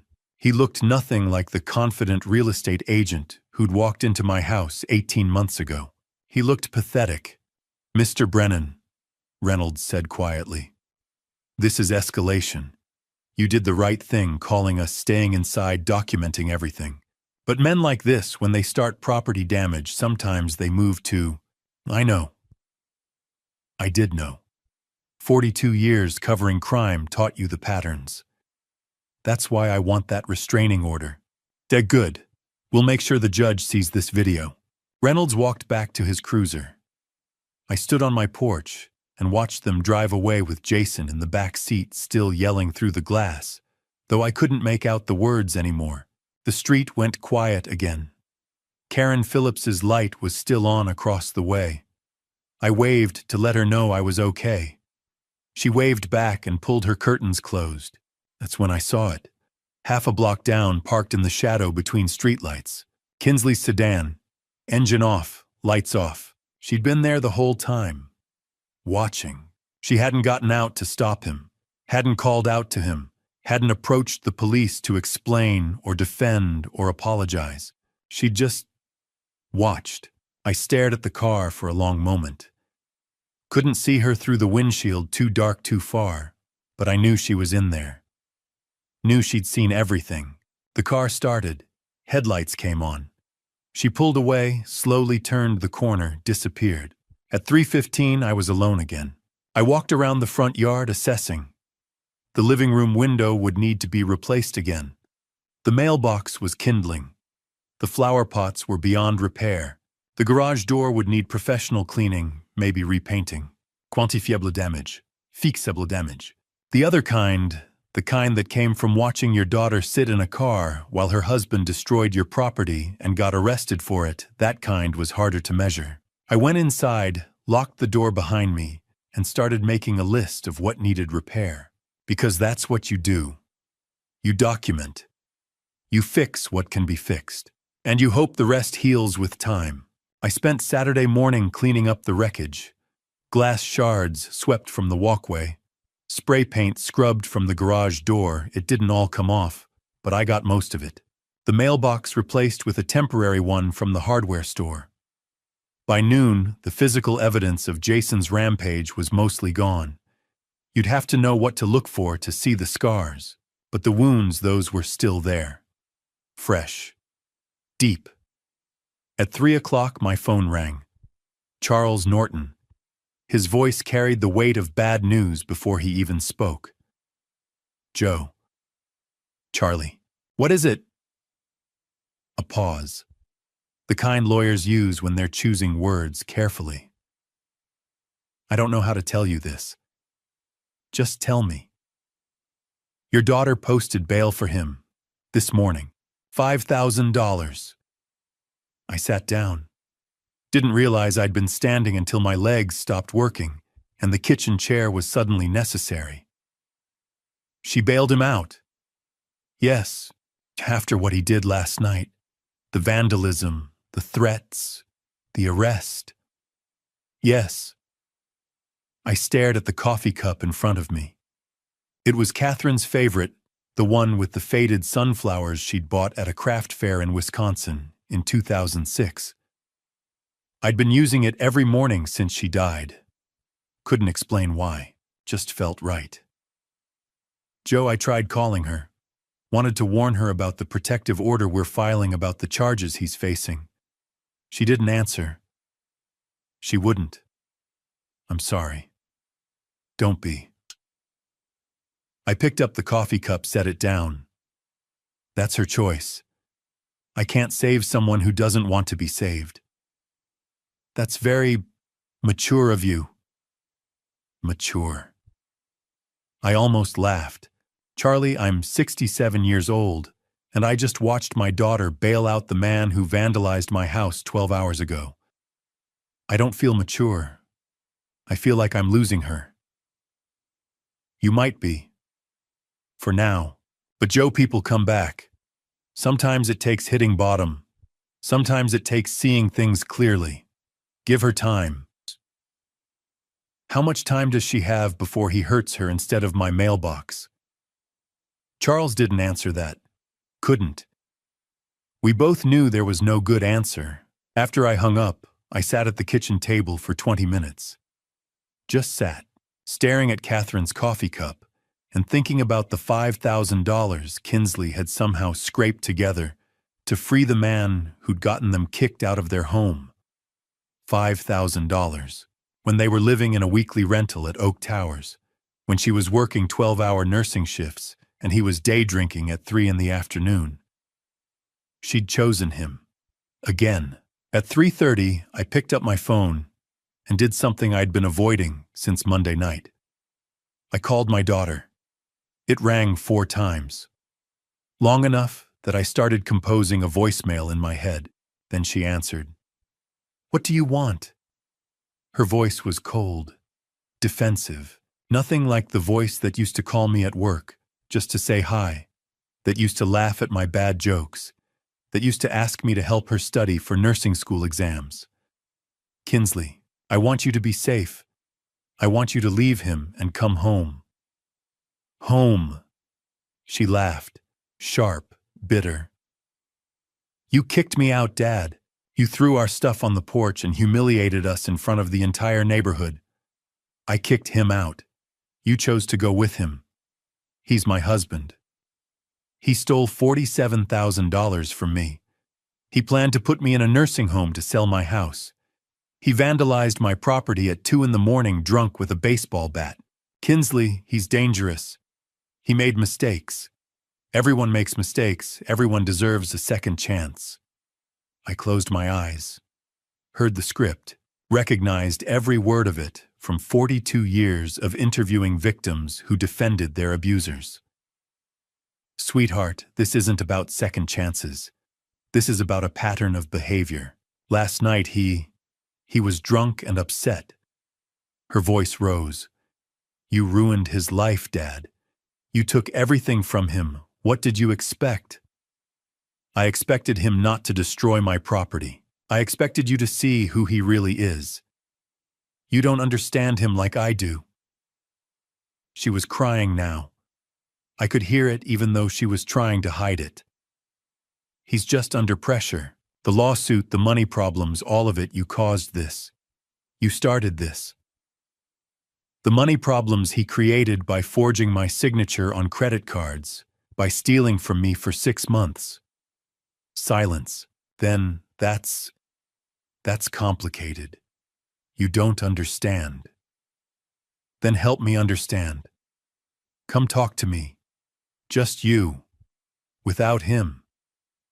Let's sit down and—" "I can't." "Why not?"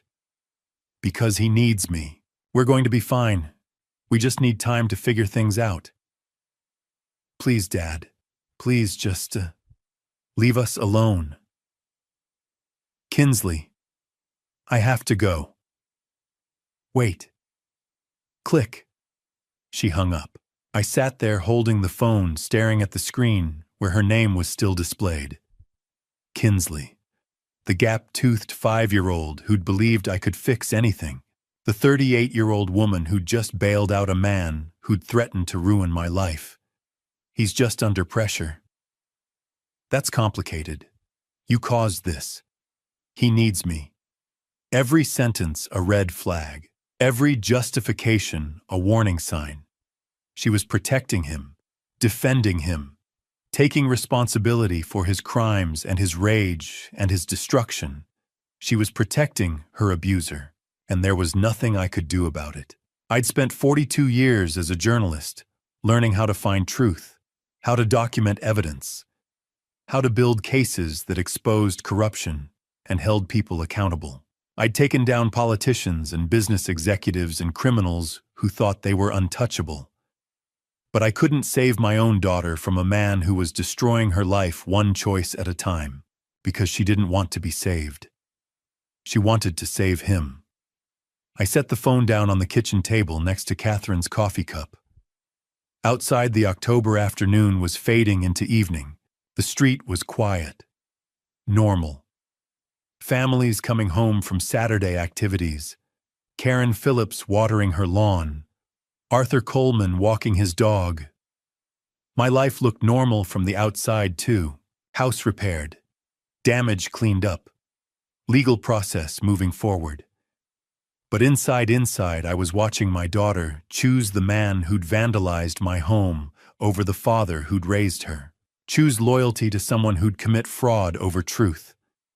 Choose staying with an abuser over coming home to safety. And the worst part was understanding why. Because she loved him. Because she'd made vows. Because admitting he was dangerous meant admitting she'd been wrong about him. Because leaving felt like failure. Because she genuinely believed she could fix him, save him, make him into the man she'd thought he was when they'd married. All the reasons that keep people trapped in situations that are slowly destroying them. I understood them. I'd interviewed hundreds of people who'd said the same things, made the same choices, defended the same indefensible behavior. Understanding didn't make it hurt less. At 4 o'clock, I stood up from the kitchen table and went to the living room. Sat in Catherine's armchair. The one I'd sat in on Monday night watching Jason and Kinsley arrive home to find their keys didn't work. 4 days ago. Felt like 4 years. My phone sat silent on the coffee table. No callback from Kinsley. No apology. No, "You're right, Dad, I'll leave him." Just silence. And me sitting in an empty house knowing I'd done everything right and lost my daughter anyway. You can't force someone to see the truth. You can present evidence. You can document facts. You can offer safety and support and unconditional love. But you can't make them choose it. That's their decision. Tuesday night. 3 days since Kinsley had hung up on me. 3 days of silence that felt like 3 years. I'd just settled into Catherine's armchair with a book. Something about World War II, ironically fitting for the war I was losing with my own family, when my phone lit up at 9:07. Kinsley, mobile. My heart stopped before my hand could reach the phone. "Kinsley, Dad." Her voice was barely a whisper, shaking, terrified. "Help me, please." I was on my feet before she finished the sentence. The book hit the floor. Where are you? Stay on the line. I'm coming right now." In the background, I heard it. A voice. Male. Angry. The words were muffled, but the tone was unmistakable. Rage. The kind that doesn't listen to reason. We had a fight. About money. About you. He got so angry, Dad and I couldn't. A sound. Something heavy hitting a wall. Not a person. Please God, not a person. Just impact. Violence looking for a target. I'm in the bathroom. Her voice cracked. The door's locked, but he's trying to... Inslee. Jason's voice came through clear now, muffled by the bathroom door, but close enough that the phone caught it. "Open this door, we're not done talking." I was already moving, keys off the kitchen counter. Wallet. Phone pressed to my ear. "Sweetheart, listen to me. What's the address? I need the address." On 1247 Oak Street. Apartment 3B. "But Dad, don't. He's so angry, I don't want you to." The sound of the door shaking. Rattling in its frame. Fists pounding. I'm 3 minutes away. Keep that door locked. Do you hear me? Keep it locked." My hands were shaking so badly I almost dropped my car keys. Garage. I needed to get to the garage. "Dad!" Her voice broke completely. "He hurt me. Earlier tonight. Not bad, but I should have listened to you. You were right. You were right about everything." The words hit me harder than any punch could have. She'd known. Some part of her had known 3 days ago when she'd bailed him out, when she'd told me to leave them alone. She'd known, and she'd stayed anyway, because that's what abuse does. It convinces you that maybe you're wrong, maybe it'll get better. Maybe if you just try harder. I'm backing out of the garage right now. I'm calling 911 the second we hang up. Just hold on. My truck roared to life. I threw it in reverse. "I'm scared, Dad. I'm so scared." "I know, baby, I know, but I'm coming. 2 minutes, that's all." Another sound through the phone. Louder this time. The door shaking harder. Jason's voice was incoherent now, just fury and volume words blending into rage. Then the sound that made my blood run cold. Wood. Cracking. The door frame giving way under sustained assault. "Oh no, oh God, he's Dad, he's..." "Kinsley, keep the door closed, I'm almost..." A scream, short, sharp, cut off mid-breath. "No, please don't..." The line went dead. 9:09 p.m. I was already on Oak Street running every red light between my house and hers. My other hand was dialing 911. The phone rang once. Twice. 911, what's your emergency? My daughter Kinsley Brennan. She's at 1247 Oak Street, apartment 3B. Her husband is breaking into the bathroom where she's hiding. I just heard the door break. She screamed and the call cut off. "I'm 2 blocks away." "Sir, I'm dispatching officers now. Do not enter the residence. Wait for..." "I'm her father. I'm not waiting." I hung up. Threw the phone on the passenger seat. I slammed on the brakes, threw the truck into park, left it running door open, keys still in the ignition. Before I tell you how I saved my daughter that night, pause here. Share your thoughts in the comments. What would you do in my shoes? If this father's fight has moved you, let me know you're still here.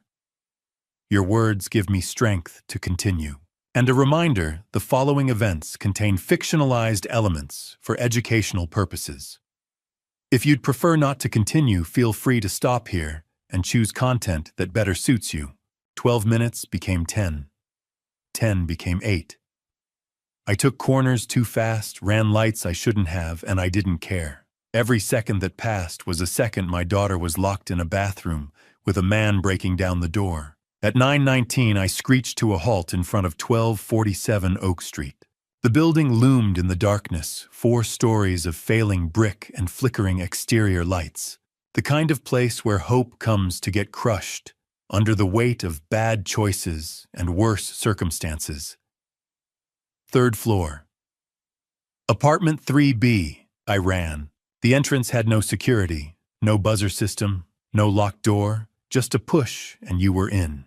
The hallway smelled like decades of cigarette smoke, and something else, desperation maybe, or just mold that had been growing since the 90s. Stairs. I took them 2 at a time. My lungs burned. My legs screamed. 67 years old and climbing like I was 25 because my daughter needed me and nothing else mattered. 3rd floor hallway. Dim lights that flickered. Doors that had seen better decades. And at the far end, a woman standing outside apartment 3. Hands pressed to her mouth, eyes wide. She saw me coming and stepped forward. Mid-50s, worn bathrobe, fear written across her face. Are you her father? Yes. Thank God. Her voice shook. I heard terrible sounds, shouting, things breaking. I lent her my phone to make the call. Call 911 again. I said, already moving past her. Tell them to hurry. Apartment 3. B. The door was closed, but I could hear movement inside. Footsteps. Something being dragged or pushed. I pounded on the door with my fist. Kinsley, it's Dad, open the door. The footsteps stopped. Silence for 3 heartbeats. Then the door opened. Jason Caldwell stood in the doorway. Hair wild, eyes bloodshot, shirt half untucked. Trying to arrange his face into something calm, something normal, but failing completely. Joe. He said my name like we were neighbors who'd run into each other at the grocery store. What are you doing here? Where is she? He didn't move, didn't step aside. Just stood there blocking the doorway with his body, one hand on the frame like he owned the space. She's fine. We had a disagreement. Couples fight. This is between me and my wife. You should leave. I looked past him into the apartment. It was a disaster. A lamp lay shattered on the floor. A chair was overturned. In the corner next to what must have been the bathroom, my daughter sat on the floor. Knees pulled up to her chest, face hidden in her arms, shoulders shaking. Kinsley, she looked up. Her face was tear-streaked, red, swollen from crying. And in her eyes, God in her eyes, I saw the kind of fear that no daughter should ever have to feel. Sweetheart, come here, come to Dad. She started to move, started to stand. Jason stepped to the side, blocking her path and mine in one movement. Pwah, she's not going anywhere. This is my house. You're trespassing, Joe. You need to leave before I call the police. Something cold settled into my chest. Not anger. Colder than that. The kind of calm that comes right before a storm breaks. You have 5 seconds to step aside. Or what, old man? He smiled. Actually smiled. You gonna hit me? You're 67 years old. You really think? I pushed past him. Not a punch. Not a shove that would send him flying. Just forward momentum. The kind that says you are not stopping me without words. He grabbed my arm, tried to pull me back. For a second we were locked there in the doorway, him trying to assert control me, trying to reach my daughter. Adrenaline is a hell of a thing. It makes 67-year-old muscles remember what they used to be capable of. I broke his grip and stepped into the apartment. Don't touch me. Behind us I heard it. Sirens. Close and getting closer. Footsteps pounded up the stairs. Heavy. Fast. Professional. Officer Reynolds burst into the hallway, First Officer Davis right behind him. Reynolds had his hand near his belt, ready for whatever he was about to find. Everyone stepped back. Jason's face transformed. The menace evaporated, replaced by injured innocence so fast it would have been impressive if it wasn't so disgusting. "Officers, thank God you're here." He pointed at me. "This man broke into my apartment. He attacked me. He's been harassing us for weeks. There's a restraining order. Ask her." I didn't take my eyes off Kinsley. "Ask my daughter what happened here." Reynolds looked from Jason to me to Kinsley, still sitting on the floor in the corner. He moved past both of us, crouched down to her level. "Ma'am, I'm Officer Reynolds. Are you all right? Do you need medical attention?" Kinsley's voice came out small, shaking. I called my dad. Jason and we were fighting. About money. About everything. And things got out of control. Did he hurt you?" The question hung in the air. Simple, direct, impossible to dodge. Kinsley looked at Jason, then at me, then back at Reynolds. She nodded. Once. Barely. But enough. "Yes." Reynolds stood, looked at Davis, gave one short nod. "Cuff him." What?" Jason's voice shot up 3 octaves. "She's lying, she's confused. She fell, she's just upset because this is a family matter. You can't—" Davis was already moving, pulling handcuffs from his belt. "Jason Caldwell, you're under arrest for domestic violence and assault. She's my wife. This is my apartment. You can't do this to me." The handcuffs clicked closed around his wrists. Reynolds stepped closer to Jason, voice low and hard. "Sir, you're also in violation of a restraining order. You're not permitted to have any contact with Joseph Brennan, and yet here you are in an altercation with him present. He came here, he broke in. This is— Now save it for the judge. Get him out of here, Davis." They pulled Jason toward the door. He was still yelling, still protesting, voice echoing down the hallway as they dragged him toward the stairs. Something about his rights, about how we'd all regret this, about how Kinsley would come crawling back. The sounds faded. The apartment went quiet. I crossed the floor to where my daughter sat. 67-year-old knees protesting, but I knelt down anyway. Got to her level. Kinsley. She looked up at me. 38 years old, and looking exactly like she had at 5 when she'd fallen off her bike and scraped her knee. Scared. Hurt. Needing someone to tell her it would be okay. "Sweetheart, it's over. You're safe now." She broke. Just completely broke. The wall she'd been holding up for 3 days, maybe for months, crumbled. She fell forward into my arms and sobbed. Deep, wrenching sounds that came from somewhere primal. I held her. Let her cry. Didn't say anything because what was there to say I told you, so didn't matter. You should have listened, wouldn't help. She knew. God, she knew. Behind us, I heard more footsteps on the stairs. Heavier equipment. Voices calling out identifications. Paramedics, Reynolds said quietly. "Need to check her out, Mr. Brennan." I nodded but didn't let go. Not yet. Not until Kinsley was ready. She pulled back, finally wiping her face with shaking hands. "I'm sorry, Dad. I'm so sorry. You were right. About everything. And I chose him anyway. I'm so stupid. Hey." I caught her face gently in my hands, made her look at me. "You're not stupid. You're human. And you're my daughter. That's all that matters."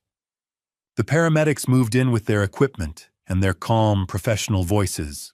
Reynolds stepped closer to me, speaking low. "Mr. Brennan, we'll need statements from both of you. But that can wait until tomorrow. Right now, let's just make sure your daughter's okay." I stood slowly, every joint protesting. Watched the paramedics check Kinsley over, asking her quiet questions, documenting whatever they found. Mrs. Cooper was still in the hallway, wringing her hands. She caught my eye and nodded. One neighbor to another. One human being saying you did right. In the distance, I could hear Jason's voice still echoing up from the street level, still yelling, still claiming this was all a mistake. But up here in apartment 3B, my daughter was safe, and that was the only thing that mattered. 4 months later, my house sounds different. Not the suffocating silence of endurance, not the noise of conflict. It echoes with laughter. Wednesday afternoon, 3 o'clock. My living room holds 12 people in borrowed chairs, sharing coffee and stories. Barbara Peterson, Arthur Coleman, Evelyn Baker, Harold Jackson, 7 others whose courage I witness every week. We call it the Wednesday Support Group. Today we're discussing early warning signs of financial abuse. The small things that seem innocent. Someone offering to help with bills. Someone getting defensive about financial statements. The signs I missed. The hardest part, Evelyn says, was admitting my own son would steal from me. You don't want to see it. Heads nod. We all understand. That's why we're here. At 4:30, the meeting ends. Barbara stops by my chair. Joe, you've turned your pain into purpose. We all do that, Barb. That's what community means. The house empties. The quiet now isn't lonely. It's peaceful. 4 months. Let me tell you what that means. October 29th. I pulled Kinsley from that apartment. Reynolds arrested Jason for domestic violence. She sat in my truck and said, "You were right about everything." She stayed in her old room that first night while I listened from downstairs, making sure she was safe. November. Therapy began. Dr. Sanders twice weekly. I attended family sessions. Learned what I already knew: victims don't stay because they're stupid. They stay because abusers convince them they're the problem. Jason tried calling. Charles Norton got a permanent restraining order, December. Jason took a plea deal. 18 months county jail. 5 years probation. Mandatory counseling. The lawyer must have explained that video evidence of vandalism audio of him breaking into a bathroom and police testimony meant he'd lose at trial. When Charles called with the news, I felt nothing. Just tired. January. Kinsley filed for divorce. January 15th, 2026, it was finalized. She came over that night, cried at my kitchen table. Not from sadness. From relief. I should have left sooner, she said. I took her hands. You're out. That's what matters. February. She found an apartment. West Side near the hospital. Safe. When she showed me pictures, she was proud and nervous. You sure you don't want to stay here longer? I asked. I need to prove I can live alone, she said. That I'm not the person I was with him. She moved out last week. We both cried good tears. Now she visits twice weekly. At 5 o'clock, my doorbell rings. Kinsley stands there holding Chinese takeout, grinning. Thought you'd be hungry after the meeting. We eat at the kitchen table. Kung Pao chicken for her. Beef with broccoli for me. The same order Catherine and I used to get. The conversation flows work stories, her continuing education class support group updates. Then she sets down her chopsticks. Dad, I'm sorry. For not believing you. For choosing him. For bailing him out after he vandalized your house. I take her hand. Kinsley, you survived. You're healing. That's everything. But I hurt you, and you called me when you needed help. When your life was in danger, you knew I'd come. That's what I'll remember. She sobs, healing tears. At 6:30, she hugs me at the door. Thank you for not giving up on me. Even when I'd given up on myself. That's what fathers do, sweetheart. I watch her taillights disappear. Go back inside my quiet, peaceful house. I sit in Catherine's armchair. The new TV hangs where the old one was. I barely watch it. The photos on the mantle have changed. Catherine is still there forever, 45 and smiling. But now there's a support group Christmas photo. A recent picture of Kinsley actually smiling. Evidence of a life rebuilt. I open the side table drawer, pull out the small box. Inside, coiled carefully, is the black cable, the one Jason cut that Friday afternoon in October. I hold it, study it like an artifact. That cable was an ending and a beginning. I say to the empty room, to Catherine's photo. An ending of who I was, the man who let people take advantage, and a beginning of who I needed to become, someone who stands up, who survives. I put it back. I don't need to look at it daily, but I need to know it's there. A reminder. I've learned that dignity isn't given, it's claimed. That standing up for yourself isn't selfish, it's survival. That sometimes to save people you love, you must fight battles they can't yet see. And I've learned you're never too old to start over. At 67, I rebuilt my life, found purpose helping others, reconnected with my daughter, created community. If you're reading this, if you see yourself in my story, know this: you have more strength than you think. It's never too late, and you are not alone. The clock reads 7:15. Wednesday night. The house is quiet, but not empty. Full of memories, painful and joyful, all necessary. I pick up my book, World War II History, still fighting those old battles, even if they're just on the page now, and I smile. Because my house doesn't sound like a war zone anymore. It sounds like home.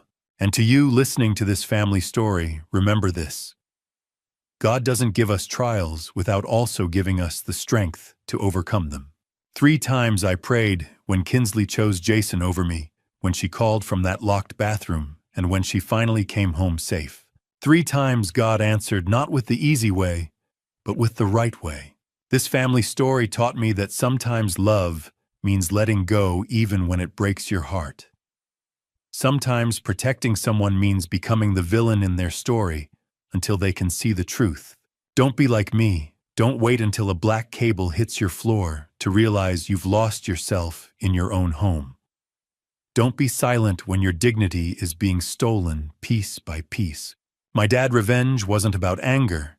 It was about survival. Real dad revenge is teaching your children through action that they deserve better than abuse. The truest dad revenge is showing them that standing up for yourself isn't selfish, it's necessary. Looking back, I wish I'd acted sooner. I wish I'd trusted my instincts when Jason first started helping with my mail. But regret doesn't change the past. Action changes the future. Here's my advice. If you see yourself in this story, whether you're the one being controlled or watching someone you love suffer, speak up. Document everything. Reach out. It's never too late and you're never alone. God gave me 67 years to learn this lesson. Don't waste yours waiting for permission to save yourself. If this family story moved you, if you've experienced something similar, or if you know someone who needs to hear this, please leave a comment below sharing your thoughts. Your story matters. Hit that subscribe button and turn on notifications so you never miss our next story. Share this video with someone who might need it. Together, we're building a community where truth is told and help is given. Thank you for staying with me until the end. Your time, your attention, your willingness to listen, it means everything.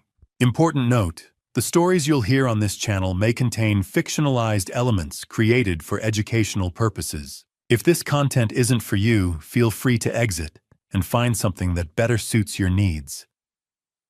We respect your choice. Until next time, stand strong, speak truth, and remember, you are never alone. 나도 이따 목마르면은 그거 할게요. 한 잔 먹을게요. 감사합니다. 떼모. 이거 바꿔야겠다 이제 100개.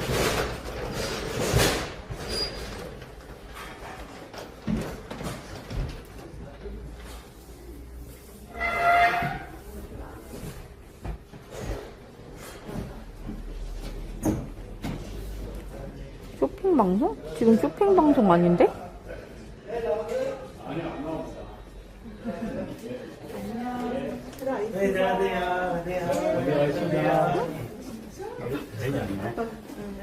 천 100개로 했었는데? 잠깐만.